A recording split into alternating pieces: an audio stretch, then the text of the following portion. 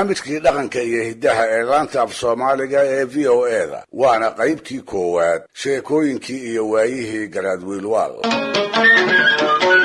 dhegaystayaal, goor lagu malo weyn yahay inay ahayd bilowga qarnigii 19aad ayaa wiilwaal wuxuu ka soo ifbaxay galbeedka Soomaalida, gaar ahaan banka Jigjiga iyo dhulka u ogogale ee ay iyadu ugu magac dheer tahay. waxaa dhalay garaadkii qoladiisa u madaxda ahaa ee la oran jiray garaad faarax garaad xirsi. wiilkaasi markuu u dhashay ee loo mashxaradayna wuxuu garaadku ku sameeyey isaga aabihiis. wan weyn intuu gowracay ayuu xirsi ugu magac bixiyey. waxay malaha la ahayd magacdaridaasi inay keeni karayso inanka uu awowgii ka raaca tilmaamihii wan wanaagsanaa ee uu lahaan jiray amaba lagu malaynayay. iyada oo weli xambaarsan ayay hooyadii waxay xirsi ula kacday reer abtigiisa oo dagaankoodu xagga bariga ahaa. sabab ku jiidayna looma sheegine halkaas ayay muddo dhowr gu ah kula maqnayd. habkii nolosha reer aabihii iyo midkii reer abtigii way kala duwanaayeen. halka reer abtigii ay giddigood xoolo raacata ka ahaayeen, reer aabihii xoolaha ka sokow waxay ahaayeen qodato dalagga beerata oo inta badan aan guurguurina meelo aan kala durugsanayn ku nagaata. sida la og yahayna labadaa hab nololeed dadka ku kala abtirsadaayay way kala anshi duwan yihiin. muran badan iyo firfircooni xaddhaaf ah ayaa xoolo raacatada lagu xantaa, beeraydana deganaan, wax u fiirsi badan iyo fakar aamusan. dhirif iyo gacanta oo ka soo horraysa ayaa xoolo raacatada lagu tilmaamaa. kol walba dirir bay u toog hayaan, waxayna ku maahmaahan dagaal gondahaaga ayuu ka dhashaa. beeraydana nabad jacayl iyo dulqaad badan ayaa lagu sheegaa. waa laba dabeecadood oo labada hab nololeed ay ku kala gedisan yihiin, dadkoodana lagu kala sooco.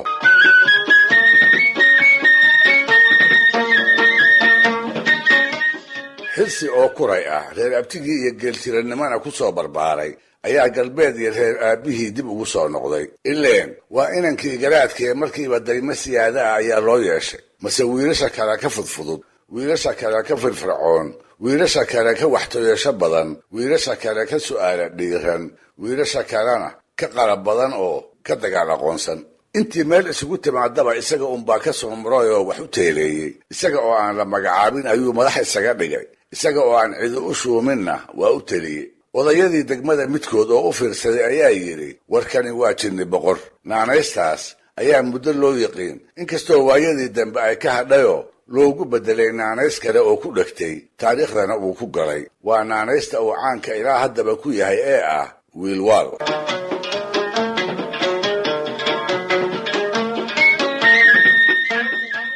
weli isaga oo aan qaangaarin ayaa geesinimo dheeraada lagu arkay loona qira. maalintii uu 15 jirsaday ayuu colwadeen noqday. guutooyinkii tolka ayuu ammaanduule u ahaaday. da'daas oo kale wiil wiilal ka fooray mooye cid kale hogaamiyenimo kuma hanan jirin. dagaal aqoon, fardadhaarinimo iyo gacanfudayd lala yaabay ayaa barbaarnimadiiba lagu bartay. weligiisna siday wariyeen cid ay isqabteeni nabarka lama hormarin. feejignaan siyaada ah iyo tuhun joogto ah oo dad oo idin uu ka qabay ayuu caan ku noqday, kuna tilmaanaaday. had iyo jeer warmihiisa iyo qalabkiisa dagaalka gacantiisu meel aanay ka gaari karin kuma uu ogaan. aabbihii garaad faarax baa dadka u boqranaaye isagii baa haleeyeyoo inta odaygiiba la iloobay ayaa magacii wiilwaal lagu hadaaqay. nin waliba waa ka baqay, nin walibana ilaahu gacantiisa iga nabadgeli ayuu ku ducaystay. duqii dhalay oo weli ifka saaran ayuu teliyey oo waxna dilay waxna darajeeyey. hadal uu yidhi cidima diidi karin mana asaraari karin. nin malagiis galay mooye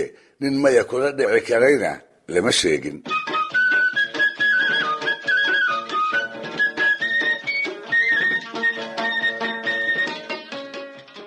geyigu waa geyi colaadeed, dhaca xoolaha iyo dilkuna waa joogto. caanawaa iyo cayrnimo ninkii ka baqaayay wuxuu u tafaxaytay geel uu xoog ku soo taabo. kii dakana laga qabayna kii ka hayay ayuu ka doontay, birtana u tuntay. soomaalida ka sokow waxaa mar walba laga dareen qabay gaara madow oo iyada iyo bartiruhu ay col xiira ah ahaayeen. markaas buu garaad faarax soo rogay xeerar cusub oo tolalka kale ee soomaalidu aanay aqoon jirin. wuxuu guddoomiyey in la ururiyo niman soo jeedayow loo bixiyey oo hawshoodu tahay degmada cirifkeeda inay habeen oo dhan ku wareegaan, inay ilaaleeyaan raad col oo soohdintooda soo galay. haddii ay wax arkaan ama ay wax dareensadaanna ka soo digaan. waa waardiye ama waa gaadh sida aynu hadda u naqaan. wuxuu kaloo garaadku guddoomiyey reerkii ay nimankaasi u tagaanba inuu siiyo neef ishkin ah oo ay qashaan, baryana ay ku noolaadaan. raggaas ayaa wiilwaal lagu daray, iyada oo markaana la sinaayo cid baa madaxa iyo cid baa manjo ah aan la odhan ha yeeshee wiilwaal oo kale kama suuroobi karin ragba inuu la masoobo dabadeedna maalin maalmaha ka mid a ayuu malaha is yidhi nimanka kula socda maxaa tolow ku fashaa si ay u caddaato inaad adigu tahay laboontiga keliya ee aan la labayn wuu fakeray maanka iyo maskaxda ayuu ka shaqaysiiyey alla ilaahay hadda ayuu helay galabtii dambe ayuu inta shiriyey ciidankii wuxuu u soo jeediyey xoolaha kolkii ay qashaan oo hilba qaybsiga laysu soo hor fadhiisto in hor iyo abbaato uu isagu yeesho labada cad ee neefka ugu wanaagsan inta kalena uu ka saami qaato isla markiiba wada dareeme wax qaybsi ay ku dulman yihiin in guddoonkaasi xambaarsan yahay cidise way ku dhici weyday inay dood ka celiso oo go'aanka wiilwaal kuma ayaa ka hor imaan kara oo naftiisa nacay hawlaarsan iyo guddoon ayaa dharaartaasna lagu kala dareeray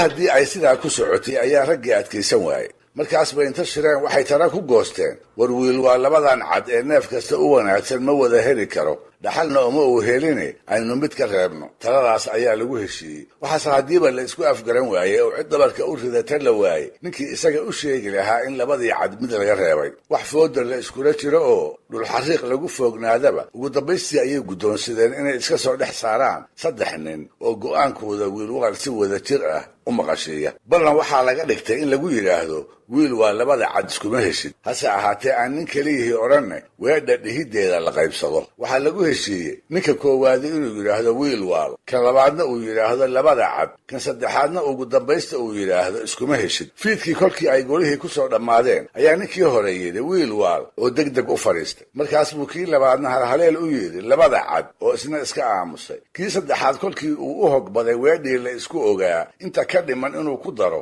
ayaa waxaa daymo kulul ku eegay wiilwaaloo markaa warankiisii si wacan gacmaha ugu qaabsaday daymadii qallafsanayd iyo umalkii foolkiisa ka muuqday ayaa ninkii cabsi ba'an ku riday labada bowda ayaa jareeyey garaacii wadnihiisa ayaa waxaa maqlay kuwii garabkiisa fadhiyey nin kasta oo goobta joogay waxaa ka dhaadhacday goorta uu afka ciidda gashan doonaa inay isha baalkeeda tahay halkii laga filaayey in hadalkii hore ee ahaa labada cad uu ku dhammaystiro iskuma heshid ayuu argagaxii badnaa ka yeersiiyey wax aanu uurku doonayn afkusa ka xaday markaas buu yidhi lug laguugu dar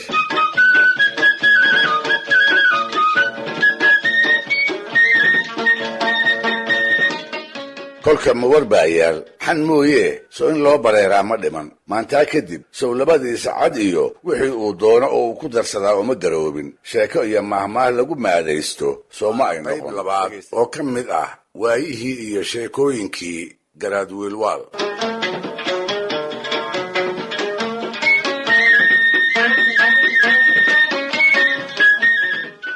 dhegaystayaal weli isaga oo aan la shuumin isaga oo aan weli garaad loogu yeerin ayuu magaca wiilwaal dhab u soo shaac baxay coofka ayuu kor u taagay wuxuu isla ekaaday baarqab awr dhufaanan lagu sii dhex daayayoo inta miciyihii soofaystay qooq la golongolay goob alla goobtii la isaga hor yimidba libin buu kala laabtay colkii uu hoggaamiyeyba guul iyo gacmo buuxa ayuu la soo noqday arlada ayuu habeela'aan u taxaashay hiyigana wuxuu gashaday inuu geyigaba ka dhowro nin caqli iyo garasho kala mid ah amaba ugu soo dhowaan kara ragannimo nin uu ku maleeyey iyo isagu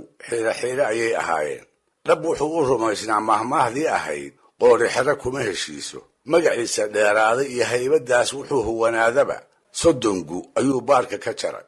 xoog iyo garashaba wuu istaawiyey nin walibana bannaanka ayuu ka maray maalintii dambe isaga oo ciidankii soo jeedayaasha cidhifka degmada ugu maqadina oo guutooyin tolka soo weerara kaga gaashaaman ayaa ku dhambaal baas wadaay la soo joogsaday hadday isbariidiyeen kadibna wuxuu ku yidhi xirsow garaad faarax eebba ha u naxariisto adiga iyo annagana ha inaga samarsiiyo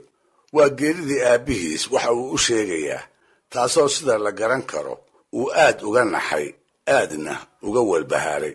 waxayse naxdintu ugu darayd markii uu ninku u sheegay inaan aabbihiis bas u dhimane uu bir u dhintay oo la dilay madaxa ayuu foorarayey cabbaar kadibna wuxuu dhambaalwadihii ka toyday ciddii garaadka dishay iyo guud ahaan siday wax u dhaceen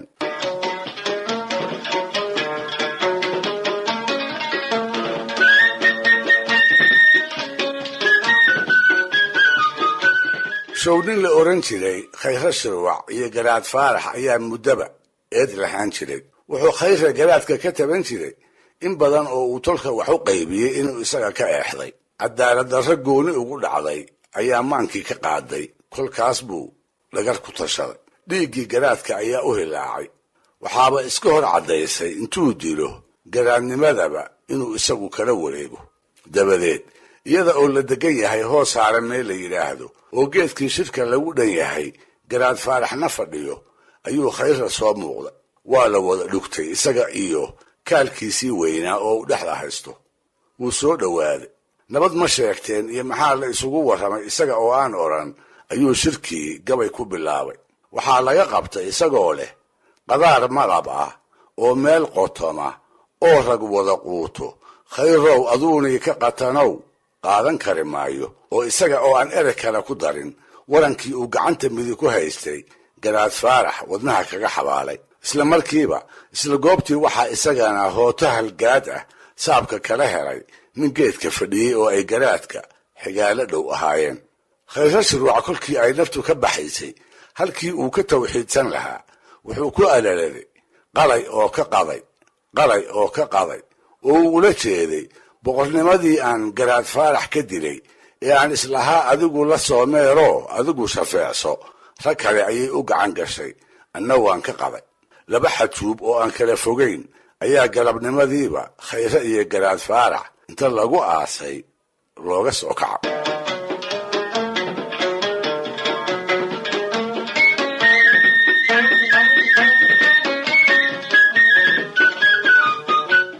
dambaalwaduhu warkii ku saabsanaa geerida aabbihii ka sokow fariin kale ayuu wiilwaal u siday. odayadii tolka ayaa marba hadduu isagu dhaxalka garaadnimo leeyahay waxay u soo fareen halkii ay degmadu tiil inuu degdeg u yimaado si loo caleemo saaro. markaas bay wiilwaal tala ku caddaatay. laba arrimood ayaa isku mar la soo gudboonaaday. wuxuu og yahay dhowaanna uu ka digniin helay col mahiigaana oo reerahooda dhowaan ku soo duuli doona. karinta uu ragga ku haysto haddii uu banneeyana tolka ayuu colkaasi cidlo ka heli doonaa. nin kale oo uu caabigiisa ku halleeyaana uma uu muuqdo. midda kale waa gar oo xeerka ayaa ahaa haddii uu nin madaxay geeriyoodo midka mutaysiga u leh in si degdeg ah dhuubka boqornimo madaxa loogu xiro. ceeb aan dusha loo ridan karin ayay ahayd maalinna allaha ka dhigee tol aan lahayn madax kala hagta waxna u qaybisa. wuxuu isweydiiyey ma waxaa jirta cid aan adiga ahaynoo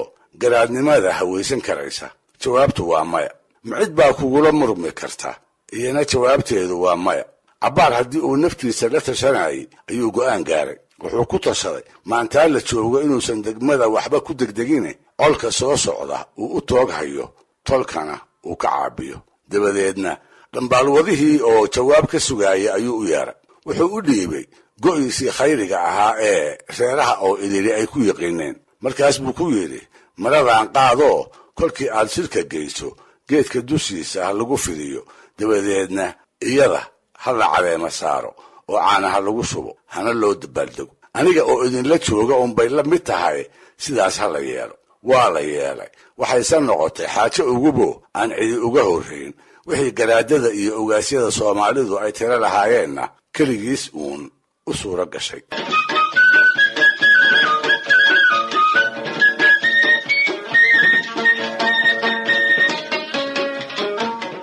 haddii khayridii loo dabaaldegay kadib wiilwaalkii ina garaad faarax ahaa wuxuu noqday garaad xirsi garaad faarax. muxuu la soo bixi doonaa? muxuu noqon doonaa? anshigiisa wax ma iska beddeli doonaa? mase muquunintii ragga iyo dhaqankiisii hore ayuu ku wadi doonaa? su'aalahaasina waxay ka mid ahaayeen dadkii arrinta goobjoogga u ahaa kuwii ay maalintaa isweydiinayeen. sheekooyinkii garaad wiilwaal.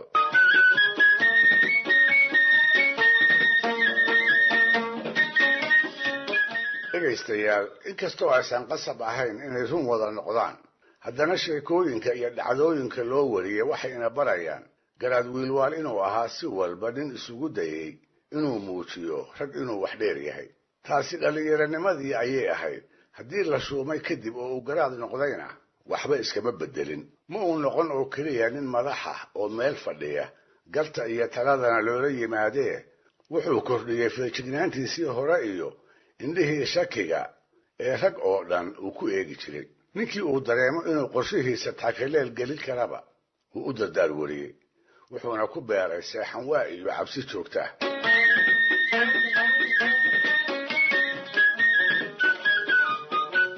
labadii waran iyo gaashaankii uu mataanaha isaga dhigay ayuu sidiisii hore ugu maran yahay. tallaabadii xaggiisa loo soo qaaday iyo ereygii lagu yidhiba waxay ku abuureen feejignaan hor leh. wuxuu isu ilaaliyey sidii uu yahay nin ay dunida oo idili ku heshiisay inay nafta weysiiso. waa yaabe col dibadda laga soo diro oo isaga uun loo soo qaybiyey miyuu ka baqaayey? ma dilkii aabbihiis buu ku weyraxay? markaas bay ula ekaatay in boqortooyada lagu daba joogo oo laga yaabo inuu iyada eersado. mase wuxuu ogaa oo magliga iyo midida la raadinayay dadkii uu u talin jiray qaar ka mid ah oo uu ku gabood falay, sidaasna uu ugu godobaysnaa. soomaalida ayaa waxay murti kula baxday,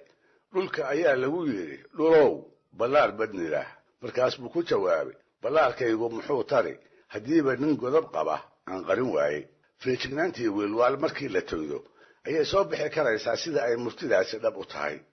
socod iyo nagaansho, hurdo iyo soo jeed, shir iyo kelinnimo, ceel iyo carshin, meel kasta ha joogo, si kastana ha ku sugnaadee qalab dagaal baa gacanta ugu jira. dhiila ayuu ku seexday, aamin darro uu uunka eebba ka qabana wuu ku soo toosay. alla malaha utuntii ku maqnaydi cuslayda.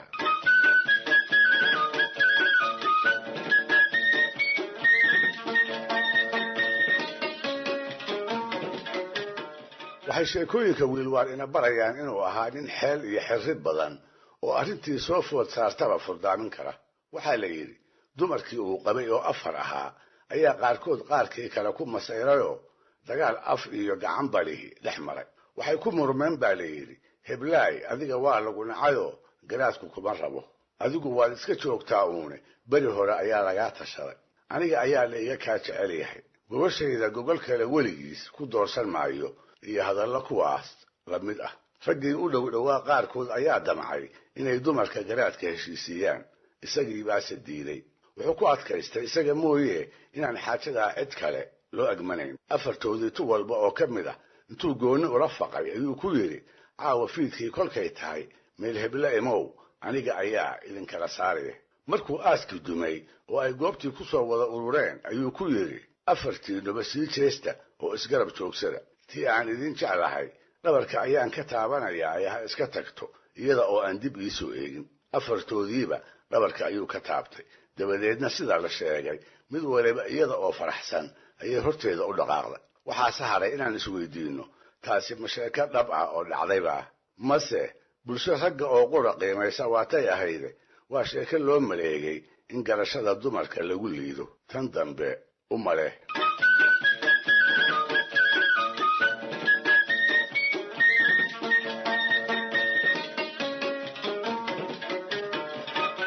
kaloo la sheegay waayihiisana laga garan karaa garaad wiilwaal inuu ahaa nin murtidhaari ah oo aan hadal seegin, nin jeclaa rag iyo dumarba inuu dadka xujeeyo si uu ugu daadego bal garashada qofku inta ay qodan tahay. ruuxa uu xujaynayaa haddii uu rag yahay, asi uu si wanaagsan xujooyinkiisa kaga jawaabo, dareen baa ka geli jiray. wuxuu u arki jiray halis ay tahay inuu iska horwareejiyo. markaas buu ku dadaali jiray isaga iyo ninkaasi inaanay carro bartira ku wada noolaan. haddiise ruuxaasi uu qof dumara yahay, wuu guursan jiray, ama nin xigaaladiisa ka mid ah ayuu guursigeeda kula talin jiray, welibana u dhisi jiray.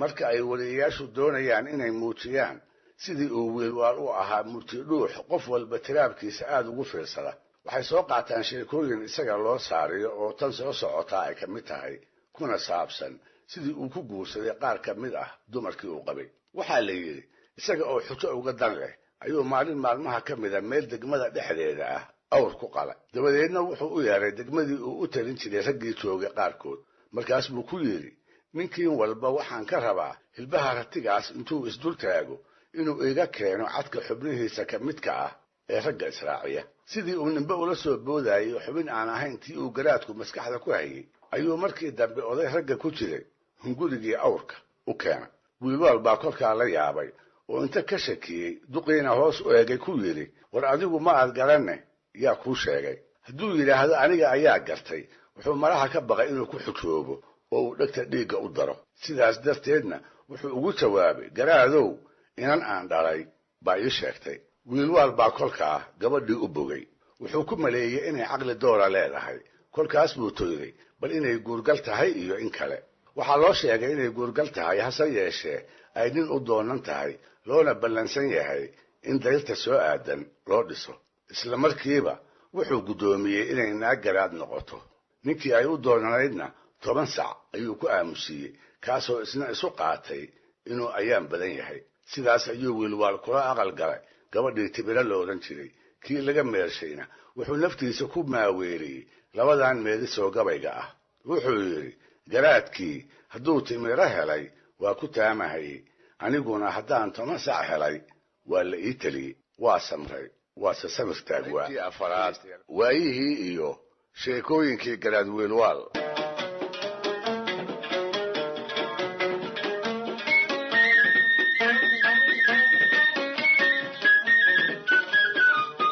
dhegaystayaal sheekadii darteed uu wiilwaal Tibira ku guursaday waataan toddobaadkii hore idiin mariyey intuu awrka qalay waatuu raggii ku xujeeyey in mid waliba u keeno cadka ragga israaciya odayadii degmada midkood intuu xujadii gartay waatuu u keenay hungurigii ratiga kolkaasna inta dareen cusub ku soo kordhay waatuu wiilwaal odagii ku yidhi war adigu xujadayda nin furi kale uma ekide yaa kuu sheegay odaygiina inta ka baqay garashadiisu inay galaafato waa kii ugu jawaabay waa runtaa garaad oo anigu nin wax garan kara ma ihie waxaan ka soo guuriyey inan aan dhalay oo cadkaan oo aad u dan lahayd ii sheegtay waatuu wiilwaalna intuu gabadhii u bogay markiiba guddoomiyey inay isaga afadiisa noqoto waa kii sidaasna Timira ku guursaday kadib ninkii ay u doonanayd markuu ku aamusiiyey 10 sac oo dhaawacay xilaka qaadka malaha uu kaga dhayaayay maalin kale isaga oo awr ka baxsatay baadi goobkeeda ku jira oo raq iyo ruux toona wax u baytiya uu leeyahay ayuu goor ay barqadii tahay wuxuu ku soo baxay ari fara badanoo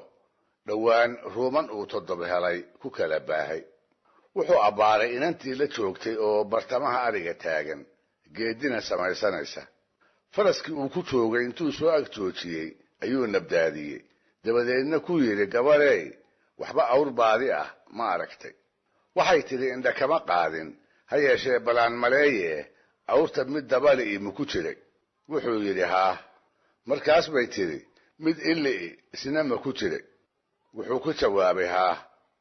markaas bay ku tidhi haddaba raadkoodii uun baan arkay ee ruuxoodii ma arage dhinacaas iyo qorrax dhaca bal ka baadi goob sidii ay kula talisay ayuu yeelay galabgaabkiina halkii ay farta ugu fiiqday ayuu ugu tegey iyaga oo si wacan geedaha luqmaha ugula jira hareerigii toomahana ka hamuun beelay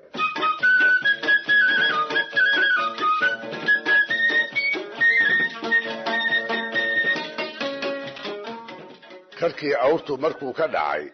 ayaa wiilwaal hadalkii gabadhu ku soo duxay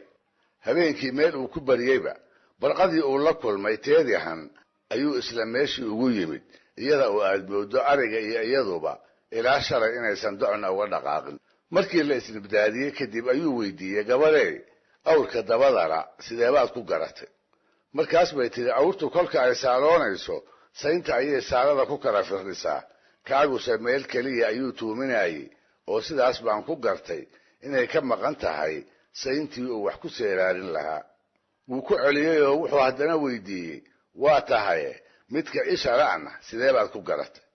waxay tidhi geedkii uu ku soo hagaagaba dhinac kaliya ayuu ka daaqayey ee sida awrta kale dhinaca kale uma gudbayn sidaas baana ku gartay inuu waa hore labada indhood mid beelay subaxdaas buu wiilwaal inantaana u qira inay tahay qof qorshe iyo quruud leh isla goobtiina wuxuu ku go'aamiyey carruurtiisa mooye inaysan nin kale wiil iyo gabar midna u xambaarin sidaas ayuu ku guursaday dahabaduula oo gadaalkii noqotay dumarkii uu guursaday tii ugu caansanayd uguna magaca dheerayd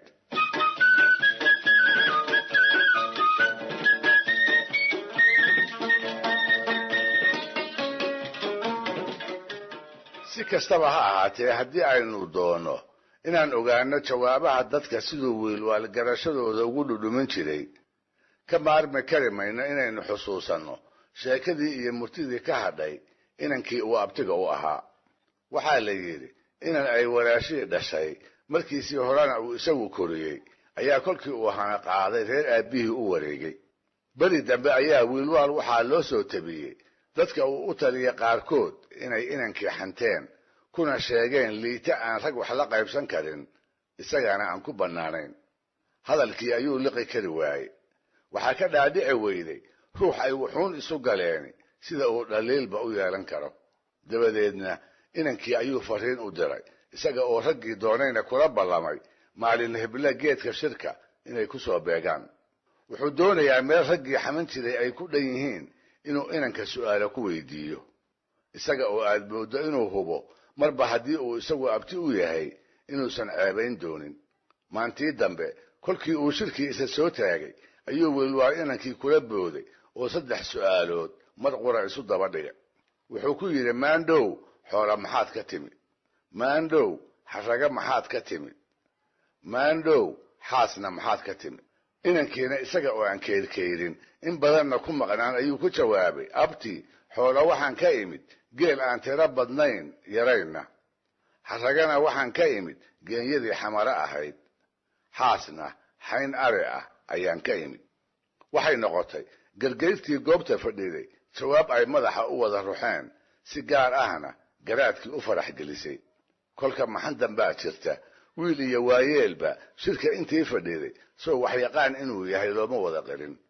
soo isla goobtiina kama caddaan wiilwaal oo abtigiisa inuu ku bannaan yahayoo dhab ahaanna ay walaashii dhashay.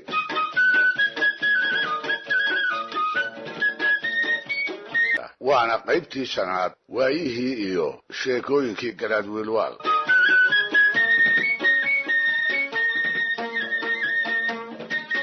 dhegaystayaal mararka qaarkood sheekooyinka ay wiilwaal ka wariyaani waxay u egyihiin sheeko xariiro in la rumaysta ay adag tahay. si kastaba ha ahaatee qaar ka mid ah degaankii uu jeel ka talin jiray odayadii ku barbaaray oo aanu la kulannay ayaa waxay ku warrami jireen inuu jiray xeer uu samaystay oo madaxdii soomaalida kale uu kaga duwanaa. waxay odhan jireen garaadku kolkuu sadcaalo meesha uu kolba ku hoyan doono iyo cidda uu martiyi doonaba waa la sii ogaan jiray. saa dambe oo kale reerka uu ku beegan yahay ayaa soodadiisa qalqaalo u geli jiray. sida la leeyahayna waxay martisoorka ugu dari jireen haweenay laga dhintay ama la furay oo carmal ah taasoo si degdeg ah loogu guurin jiray. galabnimada horeba inta loo meheriyo ayaa habeenkaa loo hoyn jiray. waa berigiina intuu furo ayuu ka jeedlan jiray. waa arrin dhab ahaanshaheeda aan xaqiijin karta la arag. waxaase jirta sheeko ay soomaalidu aad u taqaan ayna u daliishadaan in dhaqankaas la yaabka leh ay wax ka jireen. waxaa la yidhi wiilwaal baa maalin maalmaha ka mida u yeeray dahabaduula haweenaydii siduu ku guursaday aynu barnaamijkii 7aadkii hore ku soo qaadnay ee uu caqligeeda badan ugu xishay. wuxuu ku yidhi muddo ayaan maqnaanayaa waxaan ku tashanahay sodcaal dheer. kolkii haddaba aan soo noqdo aan kuugu imaado adiga oo haysta wiil aad dhashay oo aniga ii eg iyo geenyadayda oo faraskayga u eg iyaduna dhashay oo haysata. haddii kale luquntu kuguma ooli doonto. waa xujo iyo yaab. haweenay uu ninkeedii sadcaal ku maqan yahay sidee bay ku uuraysanoo ay wiilal u umuli? way umuli kartaayoo gogoldhaafba waa lagu keenaaye sidee buu wiilka ay dhashaa uga ekaan karaa ninkeedii muddada ka maqnaa? dhanka kale faraskiisii haddii loo xakameeyey oo inta wejiga shaal loogu guray loo shaqlay isaguna uu ku sadcaalay sidee bay ku suuroobi kartaa geenyadii hebla ahayd ee uu reerka kaga tegay intay rinto in neef faraskaa u eg laga soo jiido?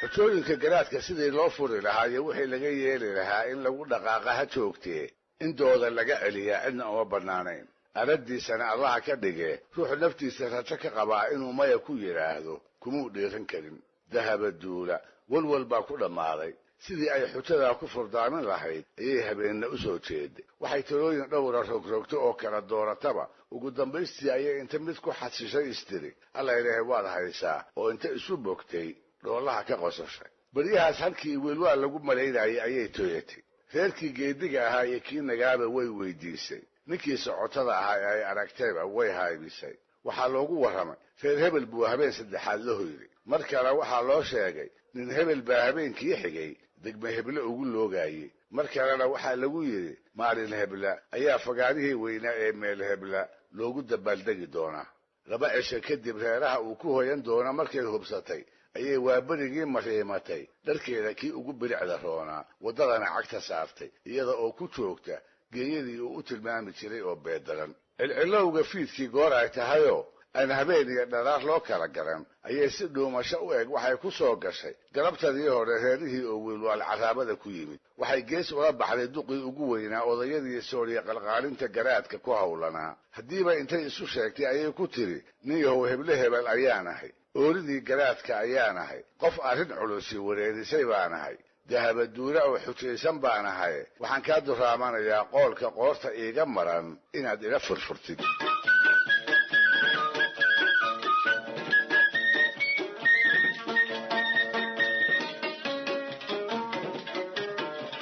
ruuxa dumarka ahi waxa ay u sheegi isaga oo ka yaaban ayuu odaygiina yidhi maxaa ku helay qoolka kugu maranse muxuu yahay markaas bay u sheegtay xujada furitaankeeda laga sugaayo ee iyada iyo ninkeeda dhex martay afkaraqaad baa duqi ka soo haray meel uu wax ka bilaabo ayuu aqoon waayey wuxuu aamusnaadaba markii dambe ayuu ku yidhi maandhay si aan wax kuula farsameeyo iyo irid laga baxo midna anigu garan maayo igamana sugtid markaas bay tidhi irid aan ka baxo in aad itustid kuguma imaan kaalmo un baan kaa doonaya taladaydu way u dhooban tahay hadhow fiidkii haweenaydii uu caawa la aqalgeli lahaa halkii aad uga geyn lahaydeen aniga ii geeya si aan ula hoydo waxaan ku mala weynahay inaan qaadi doono oo astaamihii uurka aanada u ahaa ayaan isku ogahay aniga taaha la ii fuliyo midda kale geenyadu way beedaran tahay oo soo celin maysee iyadana isla caawa faraska garaadka ha loo hayo hawlaarsan iyo guddoon ayuu odagiina yidhi isaga oo la ashqaraarsan sida ay taladu u habboon tahay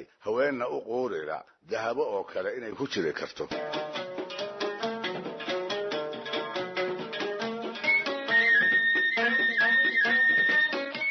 suuriyadii kolkay dhammaatay dabina loo sheekeeyey ayaa waxaa la soo gaaray qoftii la bari lahayd goortii wiilwaal loo keeni lahaa kolkaas baa waxaa halhaleel u soo booday oo hadalkii boobay fiidkii dahaba duure odaygii ay wax isku ogaayeen wuxuu yidhi bilic hadday dumar lahaayeen cawo kale yeelkeeda garaadow caawa waad haysaa kashaadu sidaa ha ku qabowdo rayrayn buu isna la muusooday habeenkaana dhaxantii gelin hore iyo gabadanadii aroornimoba waxaa gabaad uga noqotay dahabo oo inta loo soo hadoodilay aroos cusub looga soo dhigay si haddaba wada joogga habeenkaas aanu garaadku berri ka maalin ugu dafirin oo haddii ilmo ku beermaan aanu ugu malayn fal gogol dhaaf keenay maxay talow yeeshaa durba xeel bay heshay tudhii horeba markii uu gacantogaaleeyey ayay ka durugtay way ka sii jeensatay intay u jir xumaysay bay haasaawihiina ka xiratay markii uu doocdoociyey oo hadba uu dhinac ka maray oo waa ku sidayso inaan garaadkii ahay ma ogid uu dhowr jeer ugu celceliyey ayay tidhi fargashiga aad qabto iska soo bixi oo isii haddii kale dabadeedna isaga oo aan is ogeyn ayuu inta degdeg isaga soo saaray ku hubsaday fardhaxadeeda faryarada iyo faadumada u dhaxaysa isla markaa iyadu ay garaadka gugasha la jiifto odaygiibaa sidii lagu ballamay wuxuu meel isugu geeyey faraskii iyo geenyadii ay iyagana xujadu ka aroosnayd intii aan waagii dhab u baryin iyada oo weli uu cirku isku jiro ayay dahabana gugashii garaadka u soo bannaysay oo intay geenyadii kooraysatay u jarmaaday halkii ay reerkeedii ku ogeyd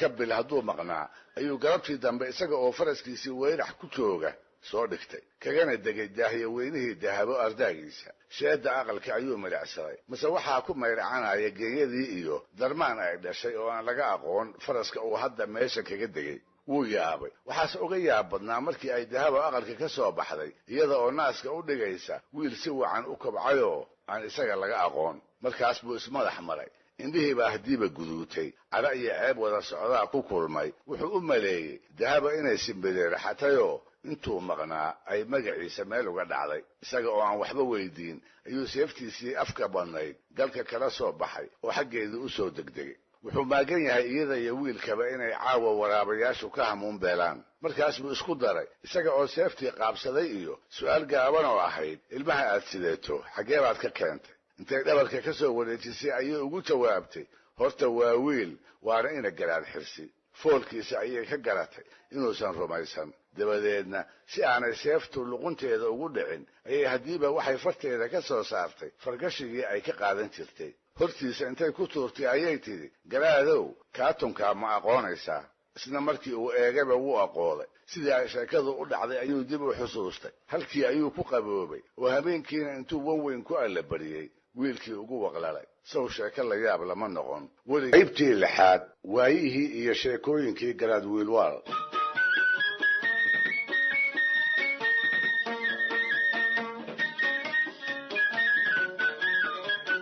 dhegaystayaal malahayga sheekooyinka la yaab kale ee wiilwaal loo saariyo kuwooda ugu caansan waxaa ka mid ah tan ay soomaalidu u taqaan dibiga naasa adag waa sheeko ay maahmaahi ka hadhay isla markaana inoo iftiimin karaysa siduu mar walba badbaadada naftiisa isha ugu hayn jiray iyo guud ahaan gacantii birta ahayd ee uu ku maamuli jiray dadkii uu u tali jiray waxaa la yidhi wiilwaal waxaa la walaal ahayd gabar yar oo ay isku bah ahaayeen xigaalada kale oo idilna uu ka soo dhowaysan jiray mar walba isaga ayay la socon jirtay isaga ayay xoolaha la dhaqaalayn jirtay gaar ahaan intii aanu dhuubka boqortooyo hanan ee garaannimada aan loogu dhawaaqin haddii uu reeraha dhex joogo iyo haddii uu bulsho lo-aadda ku maqan yahayba isaga ayay gacanyaro u ahaydoo isaga ayaa agihiisa lagu arki jiray waxay arrini sidaas ahaataba waagii dambe ayay gabadhii kurtay tuur bay muddoba lahayde maalintii dambe ayay tidcatayoo ka wiratay waxay noqotay gashaanti guurgal ah oo sugaysa ninkii ay timahaas u furfuri lahayd waxay soo baxday inan qurux dumar lagu wada kuunyey iyo bocor aan indhaha laga qaadi karin xilligii la xodxodan lahaa oo guurkeeda ay barbaartu u tartami lahayd ayay gaadhay sida gabdhaha la aynigaa ee ay isku filka yihiin ayay waxay u bislaatay ragga gayaankeeda ah maalintii ay ka dhex dooran lahayd kii ay ooridiisa noqon lahayd dabadeedna ay carruurta isu dhali lahaayeen hase ahaatee taasi siday filaysay uma ay dhicin gabdhaha waalkeeda ah halka habeen iyo dharaarba ay barbaartu ag dhooban tahay iyada midkoodna kuma soo hambaaso iyada cidina xodxodo uguma timaado waxaana jiray sabab maangal ah oo iyada iyo dhallinyaradii u soo hawoon lahayd kala fogaysay oo yaa beer iyo wadna leh oo ku dhici karay in wiilwaal walaashii uu ku soo dhiirado yaa isaga oo xodxodadoona inta golihiisa isa soo taaga gabadha soo hawaysan karay nin waliba warmaha wiilwaal intuu ka baqay ayuu walaashiisna ka maarmay kana fogaaday wuxuu barbaar waliba door biday inuu xidid kala yeesho oo reero kale uu xila ka doonto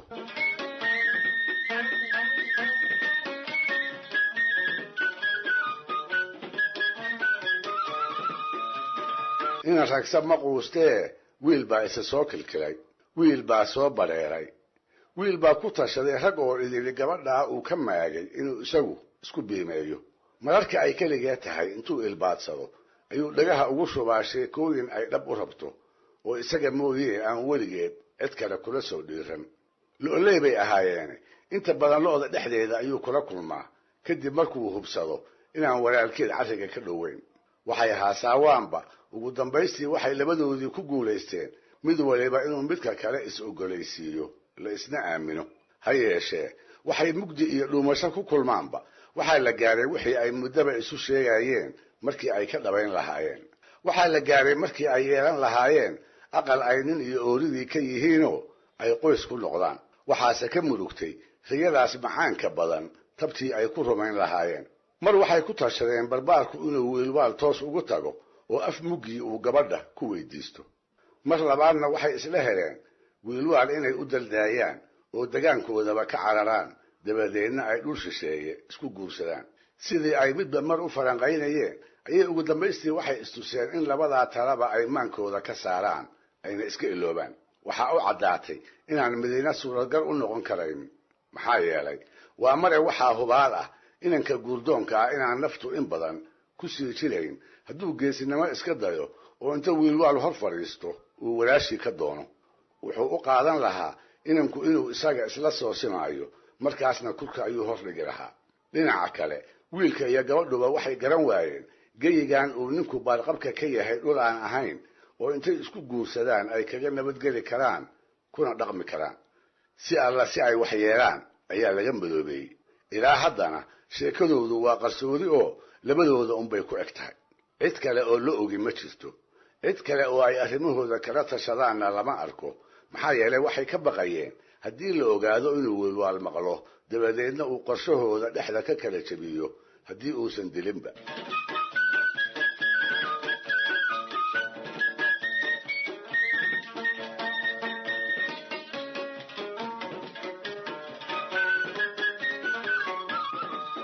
ugu dambaystii waxaa tala keentay gabadhii oo jacayl darani uu ka saydcaleeyey dhowr cisho oo isku xigta ayay barbaarkii waxay ka dhaadhicinaysay walaalkeed wiilwaal oo ifka saaran inaan guurkoodu sina meel mar u noqon karin markaas buu ku yidhi ma waxaad u jeedaa inaynu iska sugno inta uu ka dhimanayo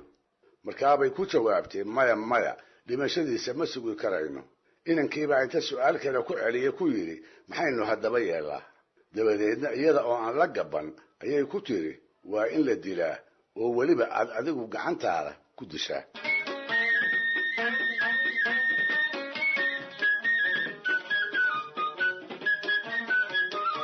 mar kaliya ayuu gabadhii ku dhaygay oo isaga oo aan isogeyn waxa uu la soo booday dil wiilwaal dilbaa yaa beer iyo wadnara oo ku dhaca yaa sadagnaan ka heli kara markaas bay tiri hoy nin baa alla kaa dhigaye walaalkay goorta uu degan yahay haddii aan kuu sheego soo ma dili karaysid wuxuu ku jawaabay oo heedhe miyaa lagu maray yaaba arkay wiilwaal oo dagan miyaad imalgaysaa waxay tidhi aniga ayaa arkay oo aqaan goorta uu degan yahaye adigu nin ma tahay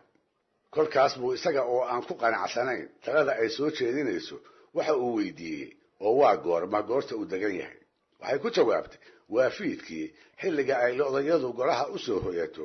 ee si uu u liso uu weelka u qaato badanaa isaga oo hubkiisa dagaalka gacanta bidix ku wada haysta ayuu lo'dana midda midige ku lisaa waxay ku soo gabagabaysay arrintuusa bar walba sidaas ma aha waxaa lo'dayada ku jira sac tood ah xoog badan daddil ah si loo maaraana ay dhib tahay sacaas oo lagu magacaabo naasa adag wuxuu ku irmaan yahay oo lagu maaraa dibi uu dhalay oo isna itaal biiran ah sida hooyadiisna aan wax qaban kara ay jirin haddaba marka uu sacaa lisaayo oo keliya ayuu hubka oo dhan meel iska dhigaa waana marka keliya ee uu degan yahay adiguna aad dili karaysid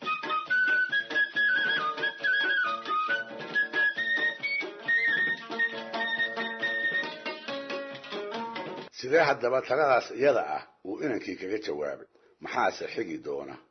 bal wax dhowr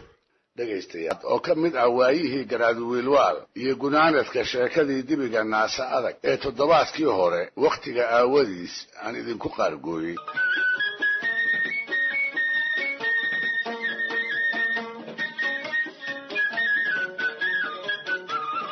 dhegaystayaal si haddaba ay sheekadu isugu kin xiranto toddobaadkii hore inteedii aad maqasheen aan idiin soo koobo ka hor inteeda hadhay ee maanta inta aanan idinku jalbeebin wiilwaal waxay walaala ahaayeen gabar hoosta uga yarayd oo dadka oo idin uu ugu jeclaa mar walba isaga ayay la socon jirtay isaga ayay xoolaha la hayn jirtay halka uu isagu markaa ku sugan yahayna waa lagu arki jiray waagii dambe intay kortay waatay noqotay gashaanti u bisil guur iyo guri u gaara ha yeeshee intii muddo ah ayaa la waayey dhallinyaradii degaanka ku ka mid ah oo u soo xodxodo doonta inay guumaysowdo ayay ku dhowaatay ma qurux la'ayn mana qiimi yarayna nin waliba walaalkeed buu uga baqay nin waliba inay garaafata intuu ka yaabay ayuu is yidhi wiilwaal oo aad ka fog tahay ha la xididin godkiisana ha ugu gelin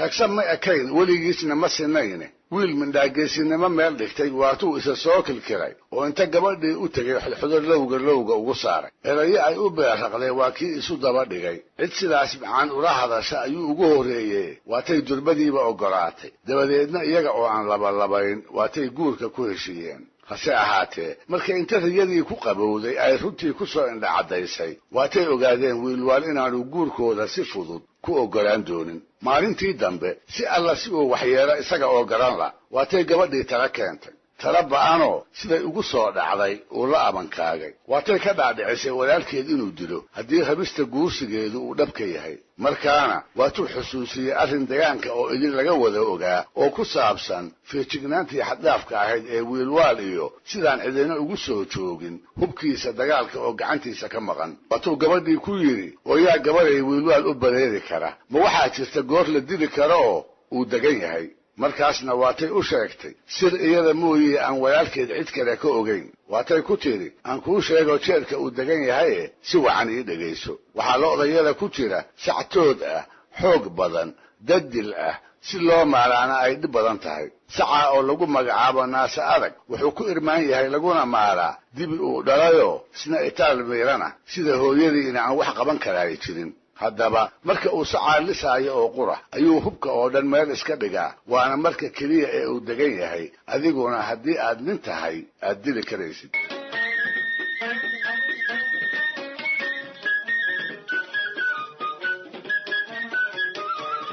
inankiibaa afkala qaad ka soo haray dhiiranaanta gabadha ayuu la ashqaraaray isaga oo cabsiyey buuxisay asi iyada aad u raba ayuu su'aal ku celiyey oo wuxuu ku yidhi oo heedhe sidee baan ku garanayaa marka uu naase adag lisaayo waxay ugu jawaabtay fiidkii markay noqoto oo lo'dayadu ay reerka u soo hoyato ayaad soo fadhiisan meel u dhaxaysa golaha lo'da iyo aqallada adiga oo hubkaagu kugu dhan yahay dabadeedna marka uu walaalkay lisida saca u tafaxayto ayaan aniguna waxaan kuugu baaqi doonaa cod dheer oo aan kugu ogeysiinayo goortu inay tahay goortii habboonayd ee wiilwaal oo degan aad makali lahayd kadibna aynu sidaa qoys ku noqon lahayn qorshaha halista ah inuu yeelo ayay si isdaba jooga ugu guubaabisay habeen iyo dhalaarba goortii ay is arkaanba way ugu celisay waxay u qurxisay dilka walaalkeed ilaa ay kolkii dambe yeelsiisay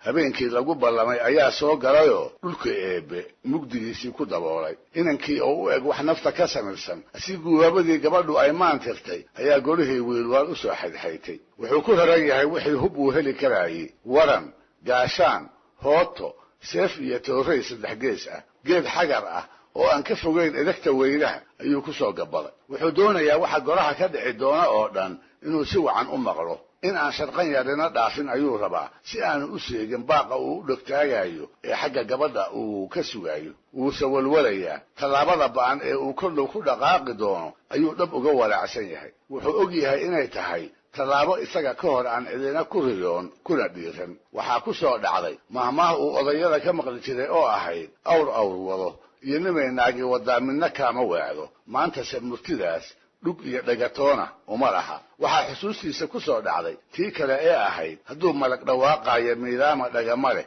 iyaduna caawa hakin mayso suu meel uu ka noqdo ma joogee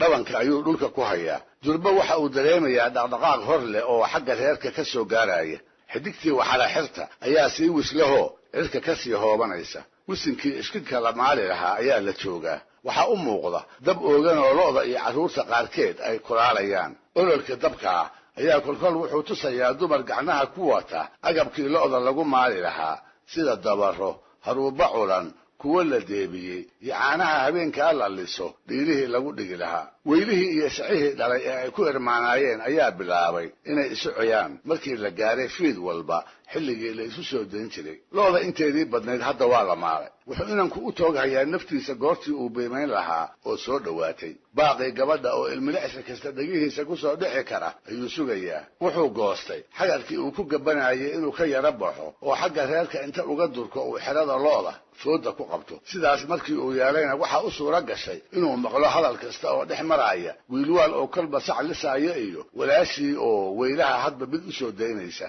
cabbaar wuxuu halkiisaa ku nabnaadaba waxaa la soo gaaray markii la lisi lahaa sacii dhibta badnaa ee lo'da loogu dambaysiin jiray sacii naasa'ada ku magacownaa inankii ayaa wuxuu maqlay wiilwaal oo gabadhii ku leh heblaay dibiga naase adag soo daah markaas bay si ay ugu baaqdo waxay cod dheer ku tiri dibiga naasa adag baa hadalkaa dambe ee walaashii ka soo yeeray ayaa wiilwaal dareen geliyey maxaa yeelay ma ahayn hadal uu uga bartay isla markiibana dabarkii iyo agabkii kale ee uu saca ku lisi lahaa ayuu gees isaga tuuray halhaleel ayuu dhulka uga haabhaabtay qalabkiisii dagaalka wuxuuna ku hubsaday labadiisa gacmood dabadeedna isaga oo aan garanayn halka looga iman doono ayaa waxaa afkiisa ka soo baxday su'aal waayadii dambe maahmaah noqotay oo ahayd naa maxaa dibiga naasa adag iyo weedha kulmiyey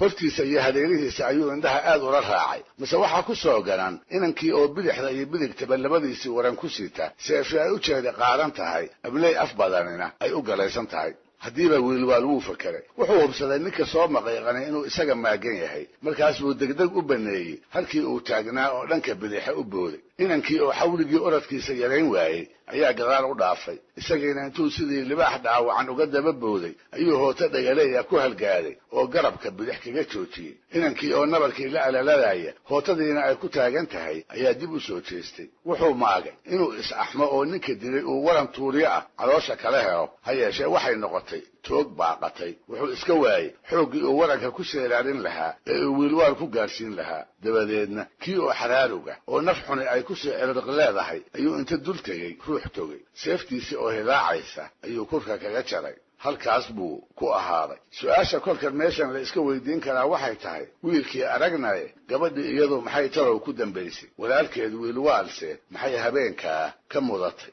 oo yaa yaqaan halkaad weli nagala socotaan dhegeystayaal waa washington haatanna ku soo dhowaada sidaan mar horeba idiin ballan qaadnay barnaamijka dhaqanka iyo hiddaha axmed faarax cali idaaja waa kan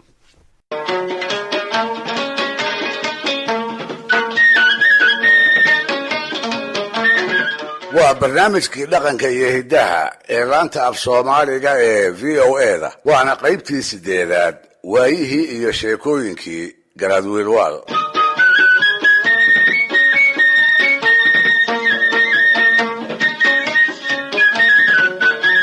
dhegaystayaal tan iyo markuu garaadsaday waxaa wiilwaal ka go'nayd inay caddaato rag oo idil inuu isagu ugu awood roon yahay welibana ugu garasho badan yahay sidaas awgeed wuxuu filan jiray cirka iyo dhulka meel dhexdooda ah in laga wada eego xilliyadii hore ee ina garaad faarax loo yiqiin iyo markii inta la caleema saaray uu garaad xirsi noqday kadib muddadii uu noolaa oo dhan sheekooyinkii dhulka soomaalida la isaga warin jiray waxay u badnaayeen isaga iyo wacdarihiisa isaga iyo xujooyinkiisa isaga iyo feejignaantiisa wuxuu ahaa nin si aada u rumaysan hubka wax la isaga rabo oo qurihi inuu yahay waxa awoodda lagu xagsan karo ee dadweynaha uu u taliyo uu ruuxa madaxda ahi tiisa ku yeelsiin karo wuxuu ahaa badbaadada noloshiisa nin aan cidna ku hadlayn oo dadka wixii gacal u ah iyo wixii aanu ahaynba isku si isaga ilaaliya qalabkiisa dagaalka ayuu dhab u aaminsanaa naftiisa iyo boqortooyadiisa labadabana isaga ayuu gaashaan uga dhigtay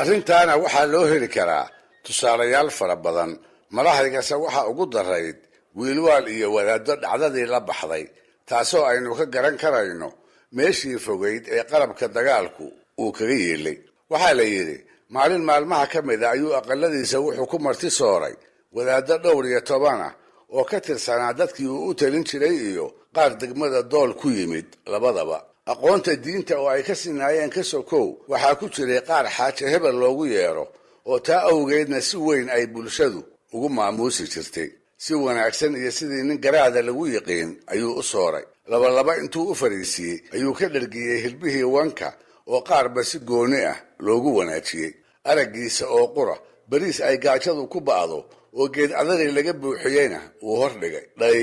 suusac iyo karuur caanihii geelana wuu ka durduuray oo martida cad iyo caano oo keliya laguma sooree midhax iyo jalbeebna waa loogu iidaamaaye intuu weji furan la dhex fadhiistay ayuu u deexday ilaa ay cunnadii ku degtay oo intay hurda qabatay ay wada lulmoodeen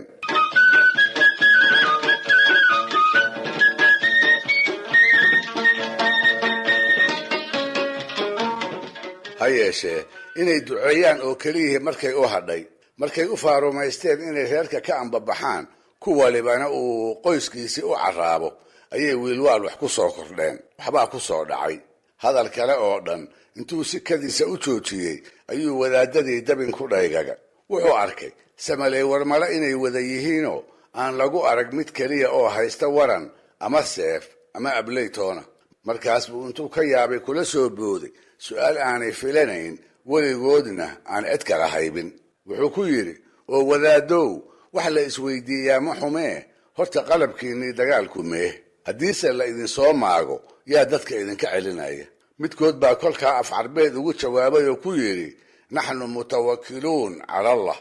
oo uu ula jeeday annagu eebbe ayaannu tala saaranaayoo cidna kama baqno dabadeedna iyagii oo aan weli halkoodii ka kicin ayuu wiilwaal aqalkii dibadda uga baxay in yar hadduu ka maqnaa oo uu ku soo noqdayna waxay ka maqleen wax ay la wareereen wuxuu ku yidhi awyaalow intii aan idinka maqnaa waxaan sabada la taagnaa xidiga sheeg waxyaqaan ah aniguna aan ku kalsoonahay wuxuu ii sheegay in naftaydu ay halis ku jirto oo dhibaato aan ka soo waaqsi lahayn ay igu dhacayso haddii aanan dilin wadaadadiinna halkan fadhiya midkood kolka si aanan dhammaantiin idiin warjeefin waxaa ila habboon inaad iska soo saartaan wadaadkii aan gowrici lahaa arrintuna ogaada oo waa degdeg haddiiba wadaad ka mid ah ayay soo muquuniyeen intay farta ugu fiiqeen kii oo argagaxsan buu sidii ari iideed intuu dhegta u soo qabsaday dibadda ula soo baxay oo wax ma yeeline aqaladiisa midkood dhex fadhiisiye isla markiibana tooraydiisii intuu galka kala soo baxay ayuu sabeen meelaha taagnayd ku gowracay isaga oo tooraydii gacanta ku haysta dhiigguna uu ka tifiq leeyahay ayuu wadaadadii ula galay markaas buu ku yidhi awyaalow xidiga sheeggii wuxuu haddana igu yidhi waa inaad wadaad labaadna gowracdaa haddii kale badbaadi maysid kolka waxaan idinka rabaa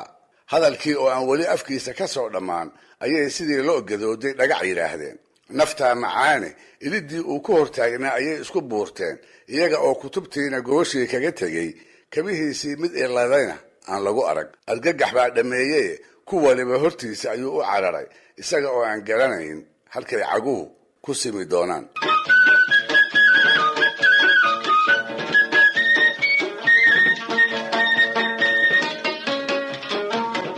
waxay sii cararaanba markuu istusay inay xuurto la dhaqaaqi la'yihiin oo qorraxdiina ay baalka sii dhiganayso ayuu wiilwaal wuxuu ka daba diray dhallinyaro fardooley ah oo reerka ku soo celisa kuwaas ayaa midba meel ka soo helay iyaga oo ka dhaadhiciyey garaadku inaanu wadaadkii hore dilin iyagana dili doonine uu arrinta xujo uga dan lahaa xujo uu ku muujinayey in qalabka dagaalku uu ragga lama horaan u yahay hadduu wadaad yahay iyo hadduu waran la yahay labadaba iyaga oo cagamurux la ildaran asii dhagadhan ayaa aqalkii garaadka lasoo hordhoobay dabadeed markay daal tirteen oo ay dadadii ka ba'dayna wuxuu ka wada simay deeq fara badanoo wuxuu ku markaday ay ku iloobeen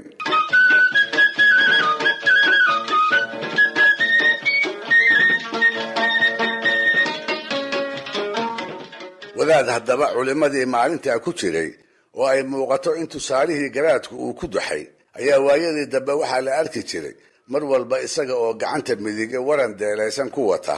isla markaasna kitaabka qur-aanka ahi uu garabka uga laalaado maalin dambe ayaa ina dhallinyari wuxuu ku yidhi awgayow labadaani ismaba lehee maxaad u wada sidataa maad mid iska dhigtid wadaadkiina wuxuu ku jawaabay weer uu inankii la yaabay asuu wiilwaal madaxa u ruuxi lahaa waa weedhii ahayd maandhow kitaabkana eebbaan u sitaa warankana aadane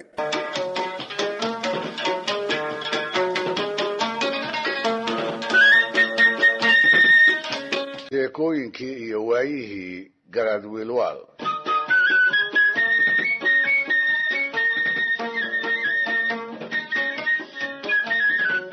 dhegaystayaal xilligii wiilwaal talinayay iyo kadibba soomaalida hiddaheeda laguma aqoon madaxda cusubi inay ka leexdaan raggii hore ee ay guddoonka ka dhaxleen tabihii ay wax ku maamuli jireen si fudud uma ay soo rogi jirin xeerar hor leh oo iyaga uun la fil ah ha yeeshee guddoonka banka jigjiga iyo geyiga ku xeeran kolkii wiilwaal loogu dhawaaqay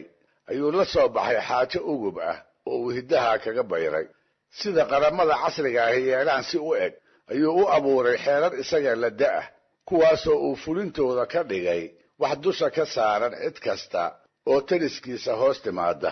jabintoodana ciqaab weyn oo dilku ugu badnaa ay dadku ku mudan jireen wuxuu guddoomiyey oo xeerka koowaadi ahaa marba geyigu hadduu geyi colaadeed yahay nin kastaaba ha sheegtee in faras oo idil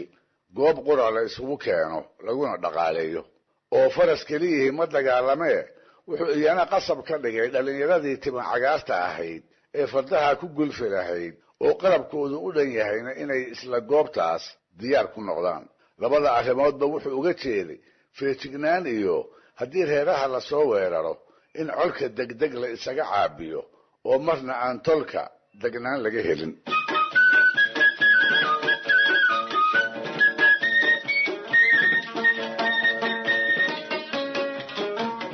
xeerka labaad ee uu soo rogay wuxuu ahaa karinla awr oo idil in isna meel lagu wada hayo oo baadi iyo banjoognimo laga dhowro taana wuxuu uga dan lahaa haddiiba ay lama huraan noqoto col aan la iska celin karin in laga qaxo in gaadiid la'aan awgeed aan reeraha qaarkood meesha lagaga tegin hadhowna aan la darfagoosan markaad haddaba u fiirsato fardaha ciidanka iyo awrtaba siduu ugu taliyey ayay kuu caddaanaysaa in garaadku ahaa tabaha dagaal aqoonta nin wax weyne uga bilownaayeen dhinaca diyaarka dhigidda joogtada ah ee ciidamadana aan wax u ogayn ammaanduulayaashii la xilliga ahaa ee bari iyo galbeedba dunida ka caanbaxay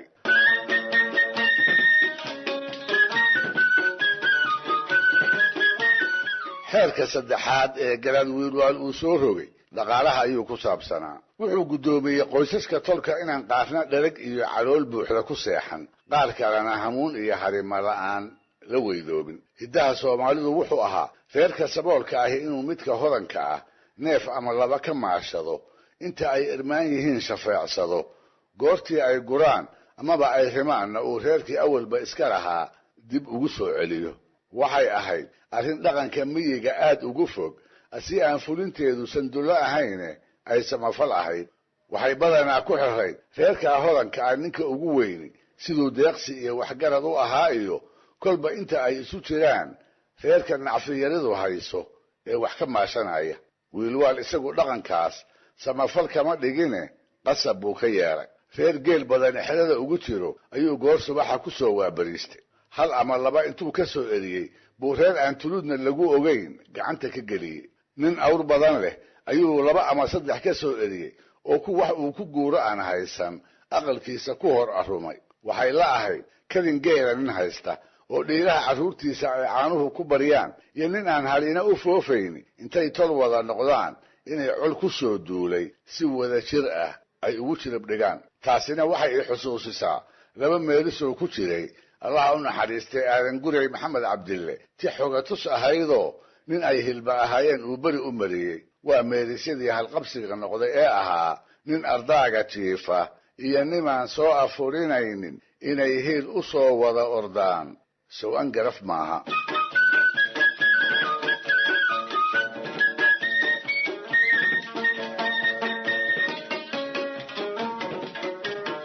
qabaa'ilka soomaalida iyo kuwa gaaluhu waxay muddo dheer ahaayeen xoolo raacato darisa wixii ka horreeyey qarnigii labaatanaadna waxay labada qoomiyadoodii si joogto ah ugu halgami jireen lahaanshaha ceelasha iyo dhulka ay biyihiisu dhow yihiin ee waraabka xoolaha iyo dadkaba aan looga maarmi jirin dhinaca soomaalida waxaa dirirtaa ugu badnaa wiilwaal iyo tolkii uu garaadka u ahaa gaalahana waxaa boqor u ahaa dagaalyahan macangag ah oo gaalgurey ay soomaalidu u tiqiin haddaba dabayaaqadii qarnigii 18aad ayay dagaalo ba'ani degaanka jigjiga labadaa qolo ku dhex mareen inkastoo gaaluhu ay xoogaa bartiraha ka itaal roonaayeen haddana si ay ku dhacdayba waxay markii dambe gaareen is-afgarad ku saabsan biyo qaybsiga ceelkii banka jigjiga loogu soo aroori jiray waxay ku heshiiyeen maalinta gelinkeeda hore inay gaaluhu ka cabbaan gelinka dambena uu bartiruhu xoolaha ka waraabsado reer gurigana uga dhaansado hase ahaatee muddo gaaban kadib ayaa waxaa soo ifbaxday heshiiskaas inuu bartiruhu ku hulgan yahay gaaluhuna ay ku guulaysan yihiin sababtuse maxay tolow ahayd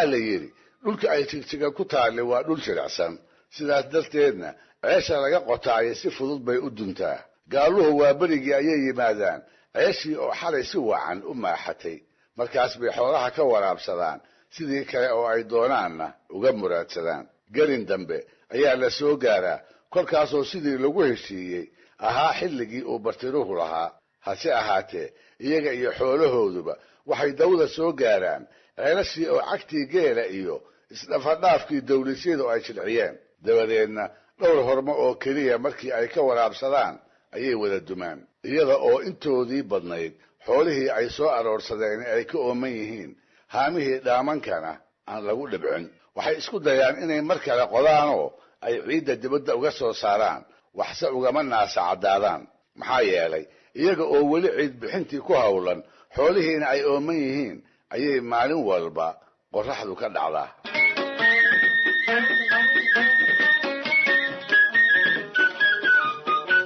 arrintaasi wiilwaal way u cuntami weyday haddii uu ka cawdayna gaalgurey wuu uga garaabi waayey markaas buu go'aansaday heshiiskii biyoqaybsiga ceelka jigjiga ku saabsanaa inuu buriyo dabadeedna mahmaahdii ahayd rag ciil cadaab buu ka doortay intay isdareensiiyeen ayay isaga iyo raggiisiiba waxay tala kaga ibabeeshay isla weynida gaalgurey inay dagaal ka xigaan ha yeeshee tiro iyo hubba laga badane sidee bay wax yeelaan oo dagaal waa lama huraane yay hiil u doontaanoo yay cudud iyo ciidan ugu irkan karaan kolba waxay tala gorfeeyaanba ugu dambaystii waxay ka badin waayeen inay u qayla dhaansadaan soomaalidii xilligaa ugu ooda dhoweyd ee xagga bariga ka xigtay kuwaasoo loo diray erga ka kooban odayo culculus oo uu garaadku soocay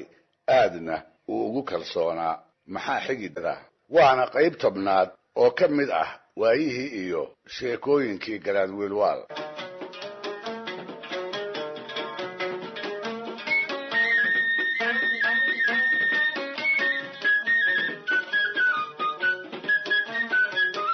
dhegaystayaal barnaamijkii toddobaadkii hore sidaad ku maqasheen uu halgankii lahaanshaha ceelka jigjiga wuxuu bilowday biyo qaybsigiisa markay isku afdhaafeen soomaalidii uu wiilwaal hormuudka u ahaa iyo gaalaha oo iyagana gaalgurey uu hogaaminayey garaad wiilwaal oo aqoonsanaa in tiro iyo hubba laga badan yahay waatuu dabadeed u qayla dhaansaday soomaalidii xilligaa ugu ooda dhoweyd ee xagga bariga ka xigtay waatuu u diray erga ka kooban odayo magac lahaa oo isagu uu soocay aadna uu ugu kalsoonaa oo waa dhaqankii hore ee soomaalidu tabtuu ahaaye si gobeed baa ergadaa loo martigeliyey toddobaad markii ay reeraha dhex joogeenna waxaa loo sheegay war ay aad u jeclaysteen waxaa loogu bishaareeyey farriintii garaadka in la yeelay codashadiisiina laga oggolaaday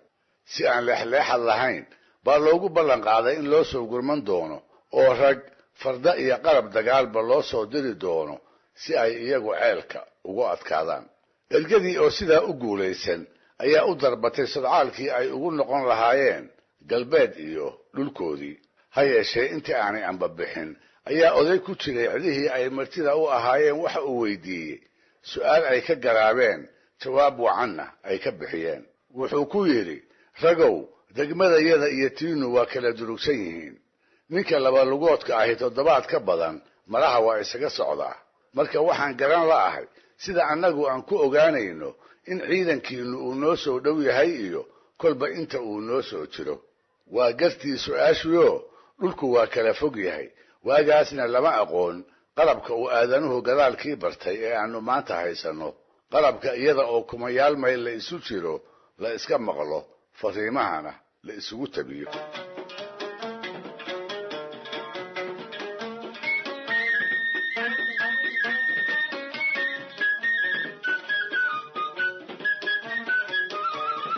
odayadii ay su'aashu ku socotay ee martida loo ahaa ayaa isku noqday cabbaar kadibna ergadii ayay u yimaadeen iyaga oo jawaab u wada waxay ku yidhaahdeen hadda iska ambabaxa reerihiinna markaad gaadhaan warmihiinna xayr ama subag mariya dabadeedna dul saara xero walba bawdkeeda marka aad ku aragtaan habaas yar oo fuulay waxaad ogaataan 2 maalin socod in ciidanka iyagu uu idiin soo jiro mugga xigana haddii aad aragtaan habaaskii oo warmaha wada qariyey waxaad ogaataan in 1 maalin socod uu ciidankayagu idiin soo jiro. waxay baaq ka dhigteen siigada ka dhalan doonta qoobabka fardahooda iyo dhulka ay gaari karayso ee ay masaafadana uga qiyaas qaadan jireen. sidaas baa maalintaa lagu kala tegi. dhinaca kale intii ay ergadu bari ku maqnayd, wiilwaalna wuxuu ku hawlanaa siduu dadkiisa ugu darbi lahaa dagaalka soo aadan ee lama huraanka noqday. wuxuu bilaabay ragga xoog gale oo idil inuu gaar u sooco oo cidaha dhexdooda ka saaro si ay ugu tababartaan halganka ay gaalaha la geli doonaan ee isha baalkeeda u soo jirsaday. ciidankii ayuu si fiican ugu habeeyey goobta ba'an ee soo dhowaatay. wuxuu u qaybiyey 5 qaybood, mid walbana wuxuu u qayday dhinaca ay dirirta ka geli doonto: midigta, bidixda, bartamaha, hore iyo gadaal. dagaalyahan walba wuxuu u sheegay qaybta uu ka tirsan yahay, qayb walbana wuxuu u qeexay goorta ay dagaalka geli doonto iyo ragga ay ku geli doonto tiradooda. waa habkii waayadii hore marka la duulinayo ciidamada loo qaybin jiray. ciidanka sidaa loo habeeyo waxay carabtu ku magacaabi jirtay khamiis. sidaad ku arki karaysid meel isku jira gabaygii nabi ammaanka ahaa ee uu tirin jiray allaha u naxariistee imaam maxamed bin saciid albuusiiri. waa gabayga burdaha loo yaqaan ee nabadgelyo ee naxariisi korkiisa ha ahaatee rasuulka ciidamadiisa kolkuu tilmaamayay uu ku lahaa: yajuru baxra khamiisin fawqa saabixatin yarmi bimawjin min alabtaali multatimi.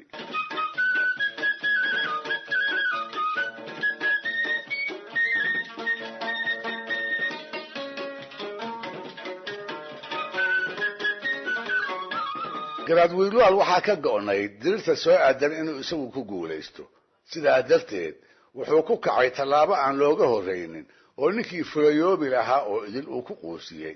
colka meel ka gadaalaysa geed ku yaal ayuu labadiblo wuxuu ugu xiray axmed wiilwaal oo ahaa curadkiisii oo carruurtiisa oo dhan ugu jeclaa. markaas buu dagaalyahanadii qaybaha ciidankiisa inta kulmiyey waxa uu ku yidhi: nin walbow ogow, gacantayda midig ayaan ku gowrici doonaa ninkii dib u jeesta oo goobta ka carar inta is yidhaahda geedka axmed ku xiran yahay gadaal ka mara. waxay ahayd digniin kulul, dhaar culusna uu ku adkeeyey. gaalguray qudhiisu ma fadhiyin, ismana dhigan. weligiiba wuxuu ahaa nin aad u dhiifoon. wuxuu og yahay abaabulka dagaalka ee dhinaca soomaalida ka oogan. bartamaha banka jigjiga ayuu ka dhigtay saldhig iyo goob uu ku ciidan urursado. dhowr cisho gudahoodna wuxuu soo dhoobay guutooyin ku hubaysan dhammaan wixii qalab dagaal ahaa ee degaanka geeska afrika xilliyadaa laga yiqiin. maalin walba dhanka uu bartiruhu joogo ayuu ciidamadiisa u soo durkiyaa ilaa ay isu soo jirsadeen meel ay iska arki karaan. waxay ka ahayd daandaansi, waase lagu gartay.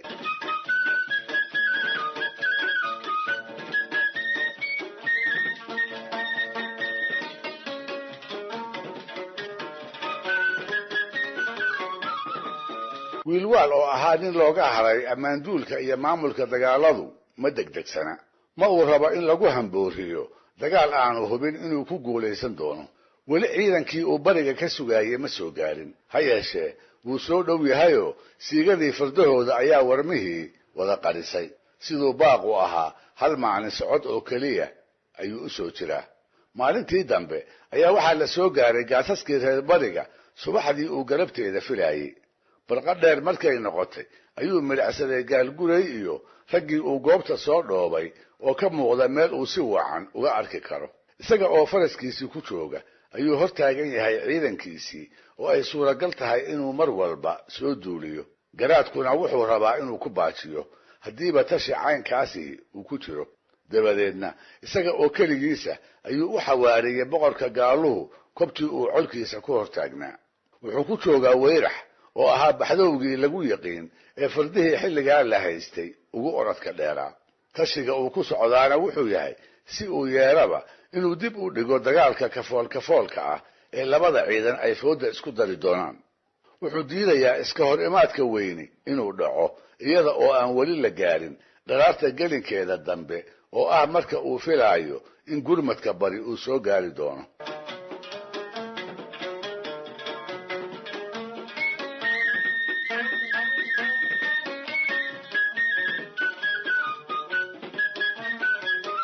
muxuu kolka yeelay sow gaalguray inuu sii maaweeliye ma aha muxuuse ku maaweeliyey sidee buu u asadihiyey goobtii muddada dheer la isu diyaarinayeyse sidee buu ugu adkaaday sidee bay jigjigi ugu gacan gashay maxayse ahayd tixdii gabay ee garaadku uu taariikhda goobta ah ku waariyey dhegaystayaal markii isugu keen dambaysay sheekadu waatay inoo maraysay colkii wiilwaal iyo kii gaalguray oo banka jigjiga isku hor fadhiya labada mid walba taladiisa ayaa u dhooban labada mid waliba wuxuu rabaa ceelka jigjiga iyo carsinta looga soo arooraba inuu isagu u haro boqorka gaaluhu waa diyaaroo waxba dhulka kama yaalaan waa nin mar alla markuu doono colkiisa dagaalgelin kara hase ahaatee garaadku isagu halkaa ma joogo waa laga ciidan badnaaye waatuu soomaalidii bariga inta ergada u dirsaday loogu ballan qaaday in rag iyo fardaba loo soo diri doono welise wax ma soo gaarin sidaa darteed waxaa ka go'an dirirta weyne inaysan dhicin iyada oo aan la gaarin garabnimada iyo goorta uu filaayo gurmadkii bari inuu u iman doono kolka isagu lama gudboona inuu helo tab uu dib ugu dhigi karo dagaalka kafoolka ah ee labada ciidan intay birta iska aslaan uu midba kan kale dhiiggiisa uu ku faraxlan doono wuxuu wax maamiyo oo maskaxda tuujiyaba wiilwaal tabtii wuu helay markaas buu isaga oo aan cidnaba la tashan faraskiisii weylax ku jooga raggiisiina aan mid qurana ka wadan wuxuu u xawaareeyey colkii gaaluhu kabtii uu ku urursanaa meel la isaga tanaagoon karo kolkuu u soo jirsaday ayuu inta faraskii hojiyey boqor gaalguray wuxuu ku yidhi waxaa tahay boqor dagaalyahana oo la wada yaqaan aniguna waxaan ahay garaad isaguna dagaalyahana oo magaciisu dheeraaday kolka waxaa ila quman iyada oo aan ninba ninka kala dilayn inaynu labadeenna col tusno sida uu midkeen waliba ugu fogaaday tabaha dirirta iyo farda ku dagaalanka ka hor inta aanay labada ciidan fooda isdarin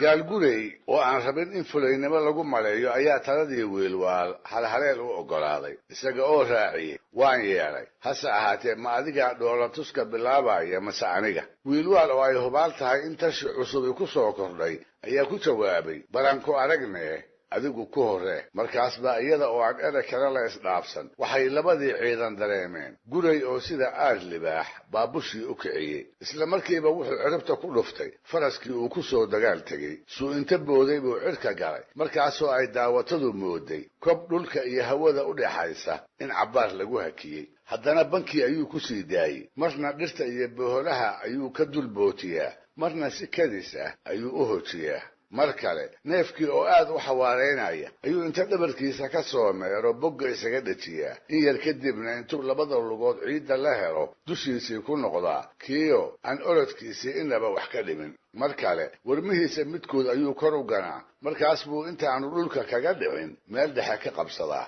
mar kale geedaha midkood ayuu waranka ku halgaadaa qaybta birta ah oo idil intuu jiridda kaga xabaaro ayuu haddana xoog kagala soo baxaa isaga oo weli ku jooga faraskii oo sidii u xawaaraynaya labadii dhinacba intii maantaa wada daawanaysay ayuu ashqaraar iyo afkalaqaad ku riday sidii haddaba lagu ballamay tirtirfadkii lala yaabay ee gaalguray waxaa lagu xijiyey kuwii wiilwaal soo bandhigay oo noqday mid ka daranoo lala amankaagay daawatadii iyo labadii colba wuxuu u muujiyey tabaha fardaha dushooda iyo hubkaba loogu dagaalamo tabahaasoo ahaa qaar ay bulshada horay u tiqiin iyo kuwo cusuboo maantaa ka horow aan cidina arag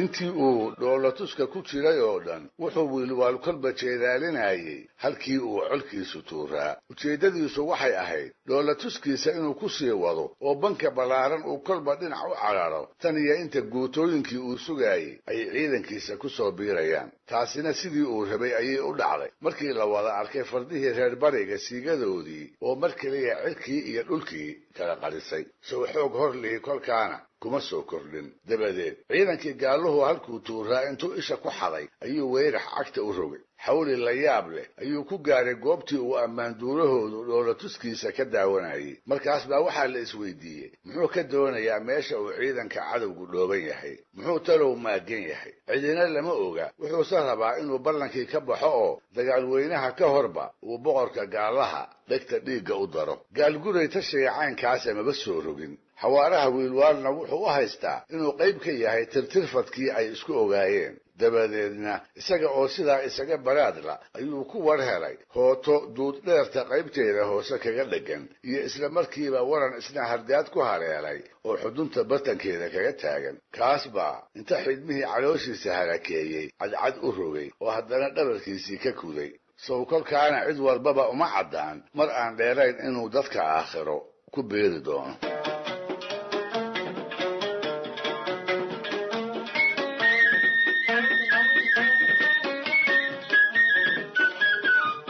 hase ahaatee intii aanu faraskii ka duulin ayuu gaalguray istiilayoo labadiisii waran midkood gacanta bidix la helay. wiilwaal oo meel aan ka fogeyn ka muuqda ayuu ku tuuray. isna gaashaankii uu bidixda ku haystay intuu isaga dhigay ayuu hadheed isaga delfiyey, sidaana kaga badbaaday. dharaartaasna waxaa sidaa ku ahaaday ka sabaan dagaalyahankii ay gaaluhu hasha ku maalayeen. garaadkuna markuu hubsaday boqorkii gaalaha inay naftii daysay ayuu marada u taagay ciidankiisii iyo kuwii soo xoojiyey ee gurmadka ugu yimid. markaasba iyagiina lug iyo farasba sidii gamuunna fallaara laga ganay u soo gulfeen oo haddiiba bankii qof iyo siiga ka dhigeen. wakhti iskama ay lumine si degdega ayay birta ugu boobeen guutooyin idiloo maantaa ka hor geesinimo lagu kuuyi jiray asiirtoo horadii dhigay kadib halyeygoodii markuu wiilwaal ku hamuun tirtay.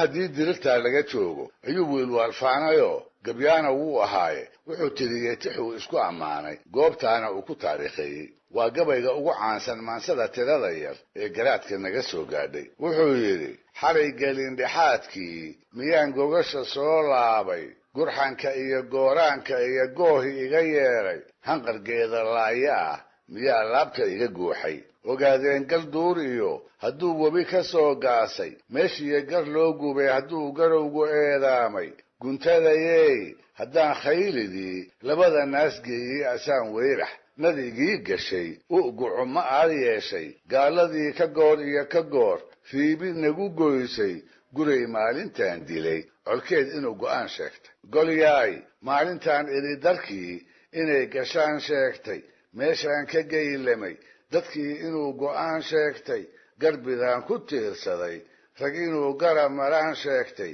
geeraarsho dheer iyo dagaal warangalaan sheegtay, gacan iyo in geed laga hadliyo gobonnimaan sheegtay.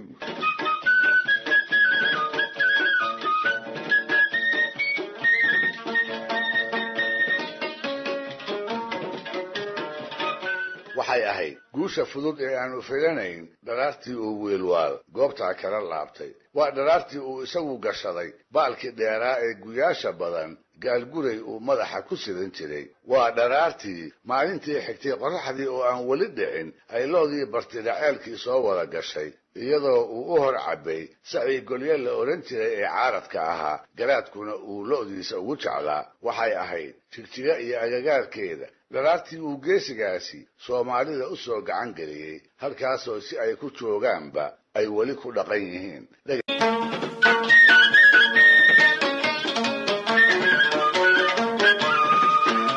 waa barnaamijkii dhaqanka iyo hiddaha ee laanta af soomaaliga ee v o eda, waana qaybtii 12aad waayihii iyo sheekooyinkii garaad wiilwaal.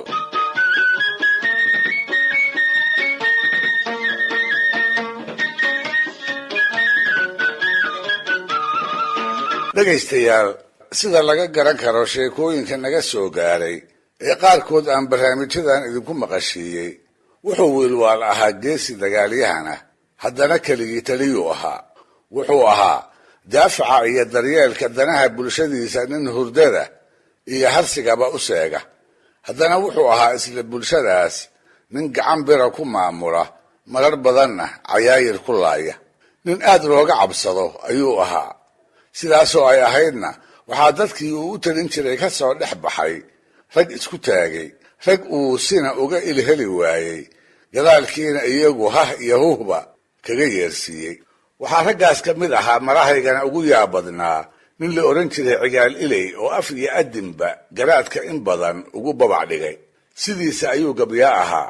oo sidiisa ayuu dagaalyahan ahaa, oo sidiisa ayuu dadka uga digtoonaa, goor walbana isaga ilaalin jiray. waxay labadu ahaayeen xigaalo dhow,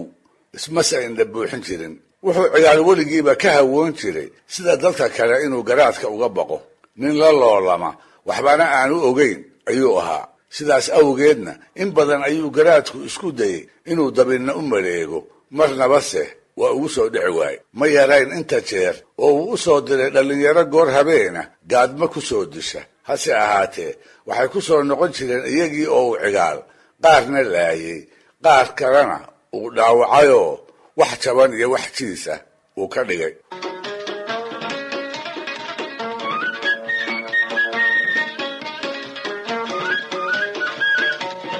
waagii dambe wiilwaal oo garan la si alla si uu cigaal uga ilhelo ayaa goor ay habeen barkii tahay waxay sheeka dhex martay dumarkii u dhaxay middood.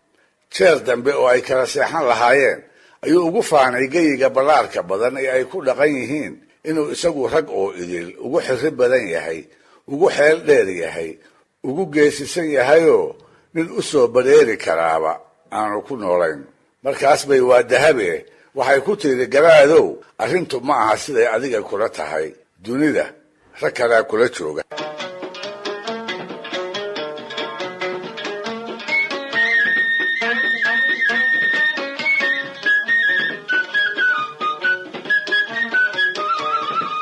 waxay ahayd jawaab uu aad uga argagaxay, maxaa yeelay ma ahayn mid uu marnaba filaayey. yaab iyo cabsi isku dhafan ayaa alla u keenay. waa kushadayoo waa kululaaday. meel uu jirayba shaki baa si degdeg ah maankiisa ugu soo uruuray. markaas buu weylaalistii uu ku fadhiyey inta kor uga booday qoftii dumar ahayd haw ku soo yidhi, oo sidii libaax toog lala helay dusha kaga dhacay. isaga oo si laxaw leh kolba dhan ugu seeraarinaya ayuu ku yidhi, sheegnaa ninka aad og tahay ee cid kula ogi aanay geyiga joogin, anigana ii babac dhigi kara. ogowna halhaleel haddii aad iigu sheegi weydo, kurkaagu kuma ooli doono oogadaada inteeda kale.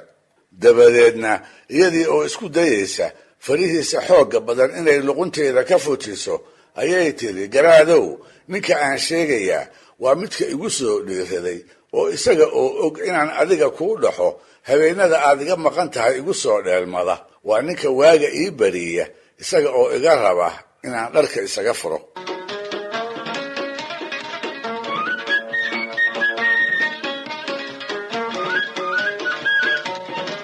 markaas buu sidii hore si ka daran u cadhooday. umalkii ku soo kordhay ayuu qarsan kari waayey. sida baarqab gorongoray oo qooqii gugu uu la tegey ayuu qowrallada abuurka keenay. wixii ay dhegihiisu maqleen ayuu rumaysan kari waayey. kolkaas buu inta haweenaydii sii daayey, hadalkiina u qaboojiyey, wuxuu ku yidhi, sharac allee, ninka sidaa igula kacay magaciisa ii sheegoo degdeg igu sheeg. waxay tidhi, anigu haatan cidnaba magac dhabi maayo, ha yeeshee waan kuu tilmaami oo si aad ku garato ayaan kugu sheegi. wuxuu yidhi, waa tahay, bal ii tilmaan. waxay tidhi, waa ninka marka saa dambe geedka shirka la isugu yimaado ku lulmoon doona.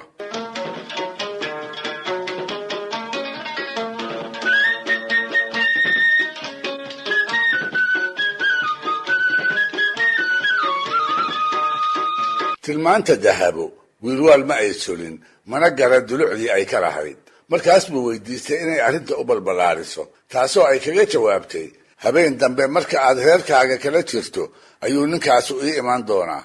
aniguna intaan sheeko ku asqaysiiyo ayaan dhab u daahin doonaa. gelin hore iyo gelin dambeba intaan haasaawiyo ayaan soo jeed ku gaarsiinayaa barqadii iyo xilliga uu raggu geedka shirka ku soo ururi doono. ileen xalay oo dhan buu soo jeedee ninkaasi geedka la fadhiyo ayuu ku lulmoon doonaa. kolba madaxa ayaa laabta uga dhici doona, adiguna sidaas baad ku garan doontaa.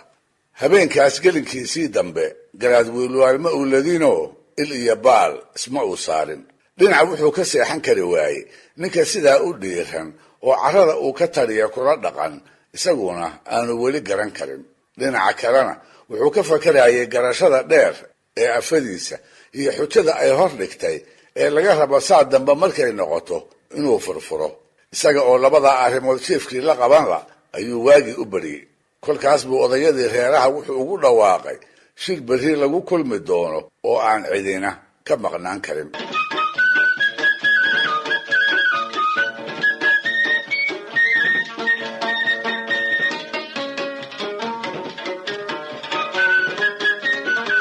isla maalintaas gelinkeedii dambe ayay dahabana waxay fariin u dirtay cigaal ilay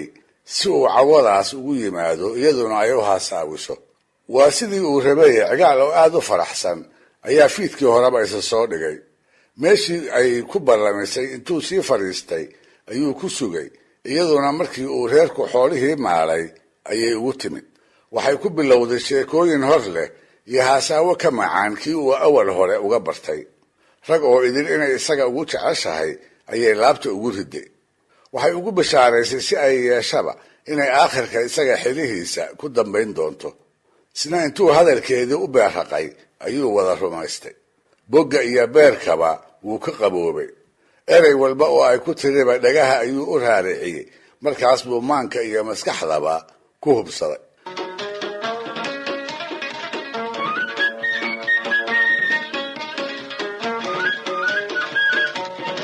riyadaa quruxda badan ayuu fiidkii hore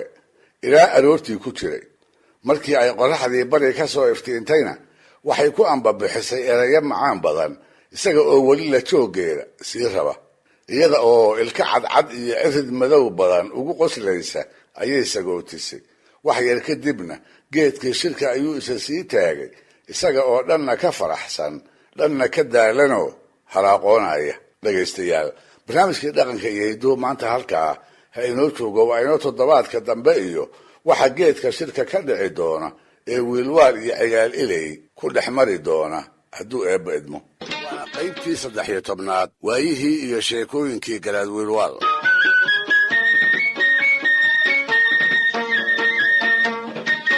dhegaystayaal goor habeen bara waatuu wiilwaal afadiisii dahabo ugu faanay rag oo idil inuu isagu ugu xirri badan yahay uguna geesisan yahay taana intay ku diiday waatay ku tiri garaadow dunida rag baa kula jooga iyada oo maanka ku haysa cigaal ilay oo ka mid ahaa raggii tirada yaraa ee ninkeeda isku taagi jiray weedha dahabo intuu aad uga umlay waatuu ka tagday ujeeddadeeda inay u faahfaahiso dabadeedna iyada oo aan cidna magac dhabin waatay ku tiri waxaan u jeedaa ninka og inaan adiga kuu dhaxo ee haddana isoo hawaystay markaana waatuu weydiistay inay u sheegto siduu ninkaa isaga ah ku garan karo waatay dabeed ku tidhi waa ninka habeen dambe igu soo dheelman doona sidaan u haasaawinaayo ilaa hiirta waa beri waa ninka aan soo jeedin doono saa dambe geedka shirka markii la isugu tago waa ninka ku lulmoon doona ninku waa ninkaase adigu garaadow ragga kale sidaa kaga aqoonso siday caadadu ahayd geedka markii lagu soo dhammaaday ayuu wiilwaal hadalkii u hormaray wuxuu wax ka yidhi arrimo ku saabsan daaqa iyo degaanka tolka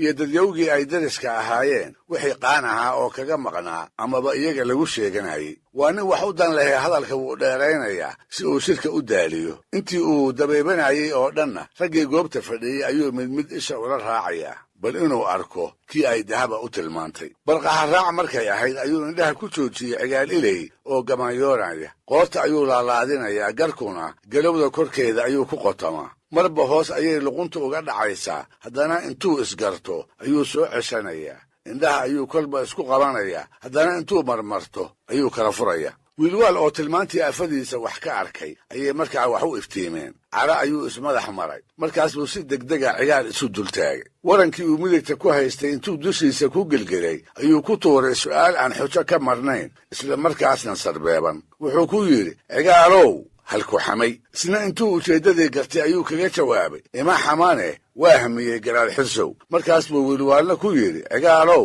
maxaad ku hamiday naase dameeraad ma horaadda mase waa dambeedo cigaal oo inuu lulmooday dafiraaya ayaa dulucdii hamigiisa sidaa ku sheegay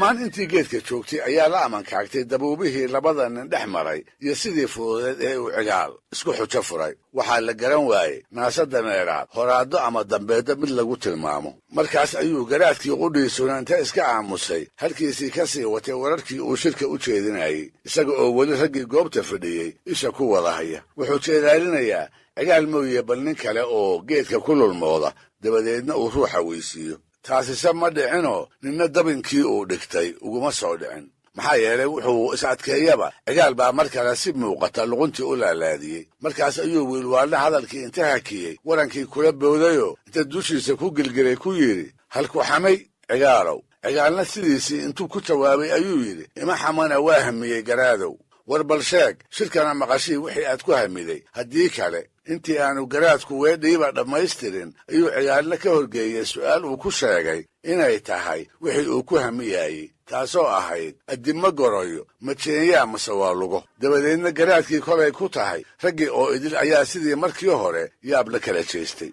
waxay la ashqaraareen siduu mar labaad cigaal isku xujo furay iyo weliba dhumucda su'aashii uu iyaga soo dhex dhigay. runtii su'aal meesha ku jirta ayay ahayd, ha yeeshee ma ahayn tuu weligeed maankooda ku soo dhacday. waxay ahayd intii cabbaar ah su'aal ay baadigoobka jawaabteeda ku raageen. nin walibana wuxuu isku dayey kii garabkiisa fadhiyey inuu ka togdo bal addimo goroyo waxa lagu sheegi karo.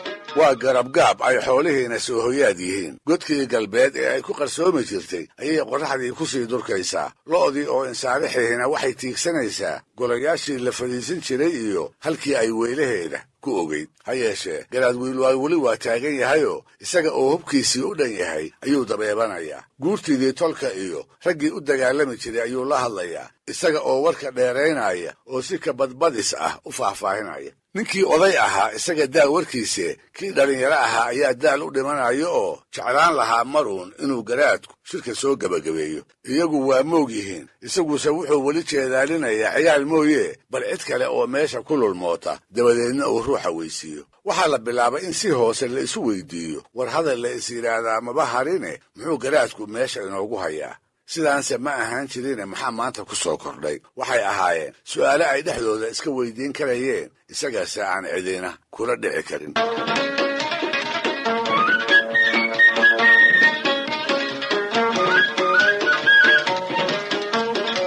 wuxuu iska dabeebtaba mar saddexaad ayuu indhaha ku joojiyey cigaal oo inta madaxii kor u hayn waayey kolba laabta ka soo ceshanaya, iyada oo dhammaan raggii kalena ay qun u fadhiyaan oo daal foolkooda ka muuqda ha joogtee aan mid lolmoonayaa ku jirin. markaas buu dhab u cadhooday. umil daraaddii ayuu dhulkii cagaha ku hayn kari waayey. ilkaha ayuu isku lisayaa. wuxuu u hamuuman yahay dhiigga ninka gurigiisa iyo afadiisa ku soo dhiiraday. waxbaa kuu bidhaamay intuu isidhi ayuu mar kale boodda ku dul joogsaday cigaal iyo halkii uu shirka ka fadhiyey. isaga oo kaalkii dushiisa ku gelgelaya ayuu kaga naxsaday erayadii uu hadda ka hor labada jeer weydiin jiray ee ahaa, halku xamay cigaalow. cigaalna tabtii uu u jawaabi jiray intuu u jawaabay ayuu yidhi, ima xamana waa hamiyey garaad xirsow. wiilwaal oo ay la tahay moogaan inuu cigaal dabankii ugu soo dhacay ayaa dabeed ku guulguulay, war bal sheeg, shirkana maqashii waxa aad ku hamiday. haddii kale galabta hooyadaa way kaa gablami. markaas buu cigaalna isaga oo deggan wuxuu ku jawaabay, garaadow waxaan ku hamiyey naasa hablood, ma jiir baa mase waa caddiin. raggii shirka fadhiyey ayaa haddana cabbaar ku hogmay su'aashii uu soo hordhigay. nin waliba wixii ay la ahayd ayuu goobtii ka yidhi. ha yeeshee ugu dambaystii way isku raaci kari waayeen naasaha haweenku baruur iyo jiir midka lagu sheegi karo.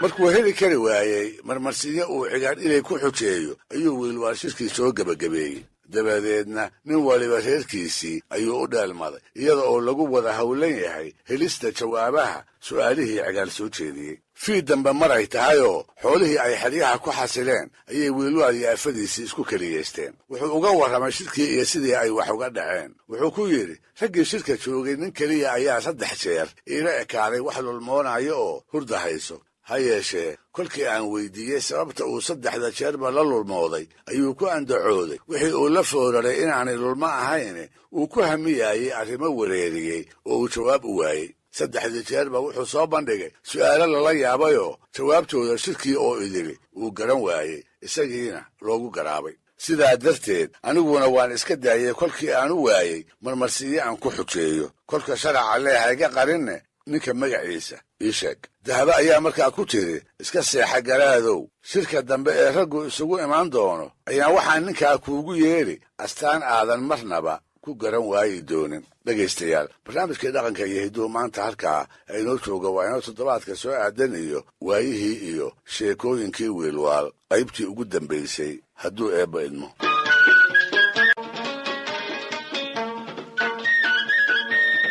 waa barnaamijkii dhaqanka iyo hiddaha ee laanta af soomaaliga ee v o eda waana qaybtii 14 waayihii iyo sheekooyinkii garaad wiilwaal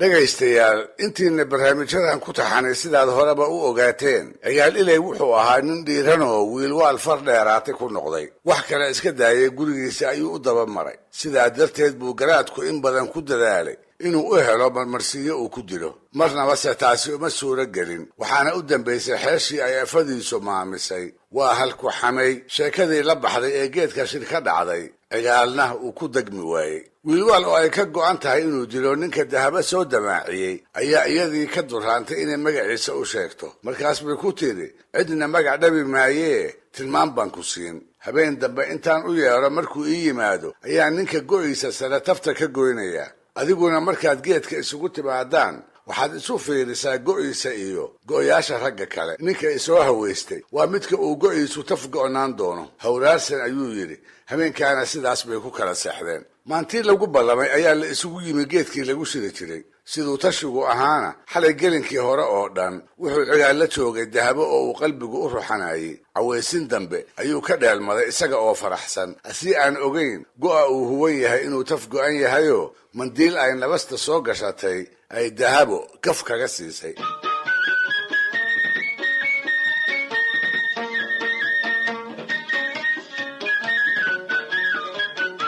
had iyo jeer cigaal ilay geedka shirka wuu ku soo hormari jiray maalintaasna iyada oo rag yari fadhiyo ayuu soo gaaray go'iisii intuu doonyooday ayuu nin ay shaxwadaag ahaayeen jaro la dhigtay cabbaar kadibna intay shaxdii iska joojiyeen ayay ku biireen raggii kale oo marna kaftamaya marna iswaraysanaya waxay kaftanka iyo iswaraysigaba ku sugi jireen garaadka oo ay u badnayd goor uu raggu jectaday inuu geedka yimaado cigaal oo dhagaha u raaricinaya gabyaatix uu dhowaan tirshay ragga ku maaweelinaya ayaa gundihiisa eegay suu wuxuu arkay go'dii uu doonyeysnaa qaybtiisa hoose oo cad idili uu ka maqan yahay markaas buu inta yaabay hoos isu weydiiyey talow go'ow waaba cusbaaye yaa tafta gooyey dareen baa galay weli wuxuu xusuusan yahay shirkii hore siduu ugu sigtay wuxuu u qaatay kanina inuu yahay shirqoo la rabo in dilkiisa loogu marmarsoodo sow inuu haddaba si deg deg ah maanka uga shaqaysiiyaa lama gudboonaan markaas buu sidii isaga oo la faqaaya raggii geedka fadhiyey midba mar soo dhinac fadhiistay go'ii uu nin waliba huwanaa ayuu taftiisa cad ka gooyey si go'yaasha la qabo oo idili ay isku mid u noqdaan kiisa keliyihiina aanu u taf go'naan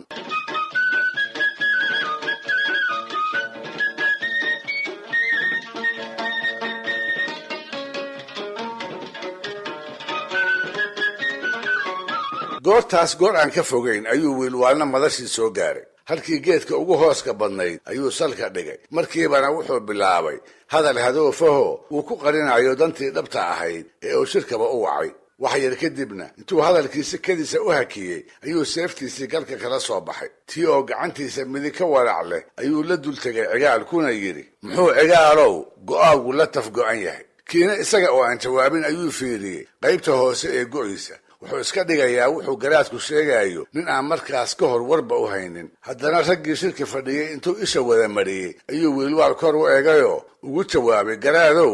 waa runtaayo go'ayga cad waa ka maqan yahay maxaase aniga igu goonni ah haddiiba inta badan ragga meesha fadhiya ay go'yaashoodu wada taf go'an yihiin mar qura ayuu nin waliba go'iisii hoos u eegay mase cad dhan baa ka maqan yaab baa lala kala jeestay garaadkiina amankaag buu la madax wareeray maalintaasna cigaal xujo waa loo waayey xirribtiisii weynayd ayaa badbaadisay ha yeeshee wiilwaal weli ma samrin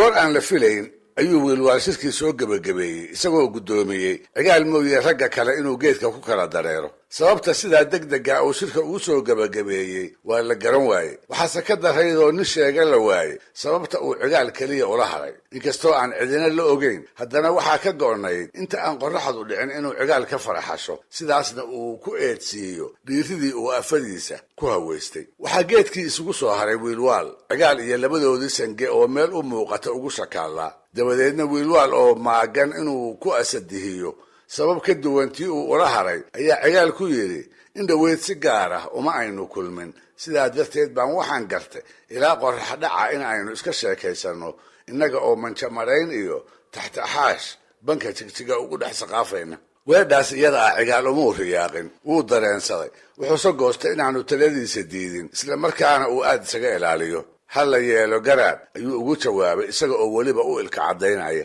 waa kuwaa haddaba iyagii oo bartamaha banka dhex saqaafaya labadoodii baxdowna ku jooga mid waliba qalabkiisii dagaalka ayuu ku raran yahay danta garaadku waa cigaal inuu gaadmo ku aao inuu haad ka helo oo markuu isdhigto uu labada waran isu dhaafiyo waa kuwaa isgarab wada labadoodii farasoo si qabow ula kadlaynaya wiilwaal baa sheekaynaya oo hadba iska keenaya qosol aan bushimaha dhaafsiisnayn cigaalna isaga oo ka digtoon ayuu ka wargurayaa ilqooreedda ayuu ka eegayaa wuxuu og yahay ilmilicsana allaha ka dhigay hadduu ishalmaamo inuu halhaleel kurka kaga jari karo gacanqaad kasta oo xaggiisa laga fili karo ayuu si dhiifoon ugu tooghayaa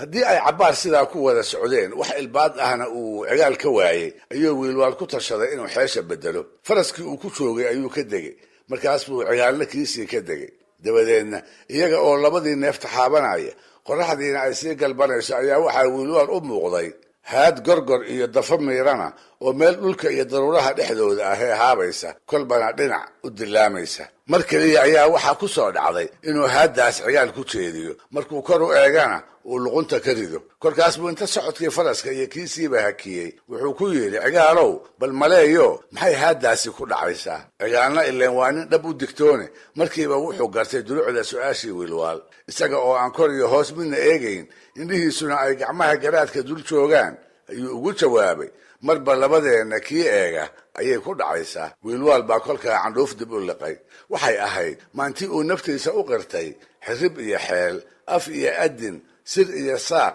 sina inuu cigaal ilay kaga saayid calayn waayey markaas buu go'aansaday inuu la nabdo dabadeedna wixii hub ahaa ee uu sitay intuu dhulka ku daadiyey ayuu gacan salaameed u soo taagay isaga oo ku leh inaa adeerow galabta laga bilaabo colaadaadu iguma jirtee tayaduna ha kaa baxdo marka hore ooryahayga iyo guryahayga iidaa mugga xigana garaadka aan ahay sida dadka kale iigu maamuusoo shirka bartida ha igula akeekamin hana isku kaytaagin cigaal bay kolkaa neef kurule ka soo kuday inkastoo dhiiladii uu qabay ay laabtiisa weli wax kaga harsan yihiin haddana hadalkii uu maqlay wuu u bogay markaas buu ugu jawaabay waa tahay garaad taladaada ayay ku dhan tahay loona noqon maayo waa hawraarsan iyo guddoon galabtaasna iyada oo ninna aanu midka kale ka irdhaysnayn ayay reerahoodii u kala carraabeen